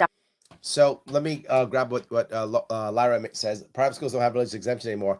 I know they should, right? It's you need to be able. I know some of you don't like that. I know some of you don't. I hear it all the time. Larry, but they're religious nuts. They're religious crazy people. It doesn't matter. Our First Amendment is not just freedom of speech. It's also freedom of religion. And whether you like that or not, I know it sucks. I don't like people's speech sometimes. And maybe I don't like your religion, but who cares? It's still yours. I don't get to choose that. So yes, the issue is I want to make it easier for private schools. And then public schools can have whatever mandates the local PTA wants. The local school board wants. They can have whatever mandates they want in the local school board. If you're okay with that, hopefully you're on your school board, you can help to make that happen. If you don't like it, you can homeschool or put them in private school. Have a mandate you want. I think it's the right answer. You need to. Your kid needs to have an education that you think is best for them. So yes, you're right, and it's BS. You should have that. Absolutely. So Danny says his voice quivers. Hers doesn't. Yes, he's not prepared. Right? He's not prepared for this. Absolutely. So yes. So Jericho says polio, measles, all the other mandated vaccines actually have community benefit in public health. With the COVID vaccine only has benefit for those that get it. And the benefit is small and short-lived. Correct. Yes. It's the same thing Shelley said. He's right. You're all right. Our Correct. healthcare workers, when you walk into a doctor's office, a hospital or nursing home, you shouldn't contract COVID from the person charged with taking care of you. It was a tough decision. We limited it to healthcare workers, but that is something I believe saved lives. Yeah, I mean, listen, first off, what everyone out there just heard is that she would do it again. So, take notes at home. And on. Yeah, but you're right, and it sucks. However, I gotta say, she doubles down. Hochul's like, nope, that's it. We're doing it. We're doing it. She doubles down. Top of that, talking about what happened in nursing homes, where was my opponent with the deadly nursing home order and cover-up? Why is it that the numbers are still on the Department of Health website that are outdated? What about the meeting with the COVID families who lost their loved ones, who were promised a long overdue COVID investigation, never got it? Why didn't you speak up with regards to the deadly nursing home order and cover-up? Why aren't you looking into the transparency and accountability that these families of thousands of deceased New York families have? Why didn't you stick up for the people who weren't able to see their loved ones in their final hours and being denied? You had time after time after time opportunities to stand up for these families, but you were silent or complicit or out to lunch every time. I don't know what your excuse is, but these families are demanding justice, and they will not rest until they get it. On day one, I will finish what you refuse to start and end. Is that wrong? Did you want to respond really briefly? Nursing homes has been investigated by at least 3 or 4 different entities, the legislature, different legal law enforcement entities, and I have called for a comprehensive overhaul and a look at what went right, what went wrong, so I can handle, when I hand off to a future governor many years from now, the blueprint for how you handle this crisis based on this. That is underway. She said, when I hand off to the governor many years from now, that means she doesn't just plan on running once. She's running many times. She's going to be governor for the next 12 years. Thanks to the Republicans in this state, she might be governor for the next 12 years. Everyone watching who's in New York, we'll all be in Florida by then. God, I hope that's not right. We're looking forward to doing a deep dive into many areas, decisions on schools being shut down, which I think was a problem. I mean, we're suffering the effects of it, and cutting taxes and reducing money to go to education is going to really hurt the children who need to come back. And that's what's so tragic about your whole plan and how you're going to save New York. Cut taxes, cut taxes. Tell me what programs you're willing to cut in order to accomplish that, because someone is going to be hurt. Parents, teachers, money for childcare. There's so many areas where you can't just be so irresponsible and just cut taxes across. She's actually right on this, right? You have to have a plan. How are you going to handle the people who are now on the dole, right? How are you going to handle? What are you going to do about that? There has to be an answer. She's actually right on this one. And the idea of I'm just going to cut taxes means there'll just be more debt. And this state already has ton of debt. Support without saying you have a genuine plan for servicing the people of the state at the level they've expected. Okay, candidates, we're going to, producer says we can go over really literally just like a minute or two since we're past our hour. If you want. Oh, me too. I'll talk about economic development. There are some limits to this. Let me just ask you about gun regulation. Earlier this year, a month after 10 people were murdered at that supermarket in Buffalo, the Supreme Court struck down New York's concealed carry law, ruling that the number of restrictions on gun owners was so great as to effectively cancel the constitutional right to bear arms. Yes. Real simple question. Do you agree with the court? What changes to New York law do you think should be made as a result of the ruling? We can start with you, Mr. Zeldin. Yeah, of course. New York did have an unconstitutional concealed carry law. I mean, listen, just a couple of Sundays ago, I had a gang-related drive-by shooting at my own house while my 16-year-old daughters were sitting inside. And what's that got to do with that? He was waiting to say that. He was like, don't forget to say that you got the gangbangers came by you. Okay, Lee, you don't live in the hood. You don't get street cred on this one. You don't. I don't know who the shooters were, what the gun was that they used, what their motive was, but I guarantee you, unlike my opponent who put out a tweet a few weeks ago and said that she is calling on American Express and MasterCard and Visa to flag every attempted purchase of a firearm as a suspicious purchase, I guarantee the person who opened up his or her gun on my front yard didn't start with a swipe of an American Express card. Instead of going after illegal firearms committed by criminals, and they're still out on the streets committing additional crimes, what my opponent, who used to be, by the way, when it was politically convenient, an A-rated, NRA-endorsed member of Congress, she goes after the law-abiding New Yorkers. So she went so far the next week to pass a new law that was even more unconstitutional than the last law, infringing on First Amendment rights to infringe all over Second Amendment rights. So what's going to happen? Drum roll. Wow, look at you, Lee. All of a sudden, you got to, okay. Man, you're bringing it home at least. Okay, you're bringing it home at least. It's going to get overturned by the courts, of course, because it's unconstitutional. I will say this, Lee. I want your daughters to be safe as well. I want every child to be safe in the state. And having a proliferation of guns everywhere, which is the result of this. But they're not swiping them on their credit cards. They're not. I know. I lived in the hood before. They used to call it the ghetto when I was a kid. They don't actually go to, I don't say, hey, Louis, can I get a gun? He goes, you got a MasterCard. I go, yeah, here you go. What's the number on the back? That's not what happens. That's not how that works. So he's right. Decision, which was on the books for 108 years. What changed in 108 years? Nothing other than the Donald Trump appointees to the United States Supreme Court. The same ones that So that's the only thing. There was never a conservative court in 108 years until Donald Trump. See? Trump did it. It's all, woo, that's a stretch on Trump. But look, she had to pull out. It's been like 5 minutes. There's been no Trump. So she had to just pull that one. Oh, there we go. Don't forget Trump. So there we go. Yeah, it's Trump's fault. It's all because Donald Trump did the court. It wasn't for that, there'd be no guns anywhere except, Trump's the reason why people get shot. It wasn't for Trump, nobody ever get shot ever again. Returned your right to have an abortion. They took away my right as governor to protect the citizens on our subways, synagogues. They took away my right as governor. You don't have a right. Number one, it's not a right. And two, it's not in your job description to protect every single New Yorker. So you've just given yourself a random right. So I have a right to chocolate milk every morning. And now, since the deli across the street no longer carries my favorite chocolate milk, he has taken away my right to have chocolate milk every morning because I just made that right up because I'm the governor. That's literally what she just did. Or sitting in a classroom from having a concealed carry weapon. They've opened up the floodgates. But what did I do? I called the legislature back immediately. They opened the floodgates because you know what criminals are waiting for? They were waiting. They're like, I want to go to school, but the law. Oh, great. They've now opened up concealed carry laws. Now I'll go shoot up a school. No, that's not what happened. She's just making all of this up. Making this said up. We have to address this. We identified, and the Supreme Court gave us authority to do this. Identify the sensitive areas. Where more people congregate, where you really can't protect them, where you have an expectation of being safe. And that's exactly what we did. Are there court challenges? Sure there are. Thank you. There's challenges to every single thing that's done with a gun, even the SAFE Act, which you said you'd overturn. Keeping guns out of the hands of mentally ill people is something you would overturn. So people need to know. Keeping weapons out of the hands of mentally ill people who right now are still killing people. And on protecting our people. That brings us to the end of our time, and that's going to do it for this debate. I'd like to thank both candidates for joining us. There we go, guys. That's what it was. I hope that was interesting for you guys. I kept you here long this evening because this is my thing. So I hope you would enjoy that. I mean, that was my thing. Obviously, as I always say, do me a favor, like, comment, share. Let people know this happened. And if you like it, please share it. It does matter tremendously.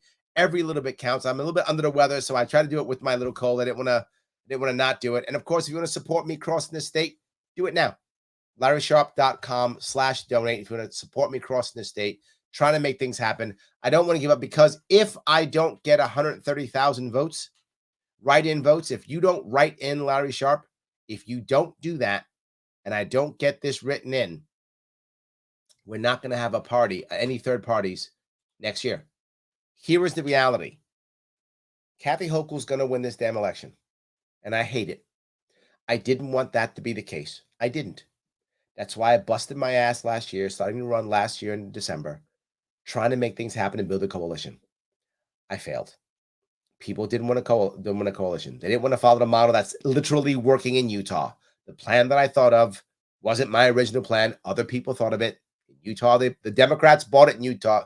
The Republicans didn't buy it in New York. So it didn't work. And they sued me off the ballot. And I tried. I spent hundreds of thousands of dollars trying to make it happen. We can't have it. One thing I never do is lie to you. You know that. I never do. I'm not promising you stuff I can't deliver. Here's what we have. Kathy Hochul is going to be governor next year. That's going to happen. The question is, will we have a third party that can begin to build a coalition that can win at the local level and make changes locally or not? Will we have an actual resistance or not?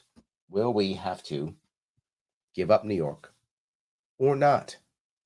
I say don't give up New York. That means when November 8th comes, you and your friends and your family write in Larry Sharpe for governor. You do that. If 130,000 people in this state do it, now I got 100,000 votes last time, but I was on the ballot. If I can get you and all your friends to do that, we will have a third party next year in this state that can actually, you can run, we can run. And if you know me, I will support you. We'll be out there making things happen. We can make real impact next year and the years after, and 2026 will be a breeze. We can do this. So please don't give up.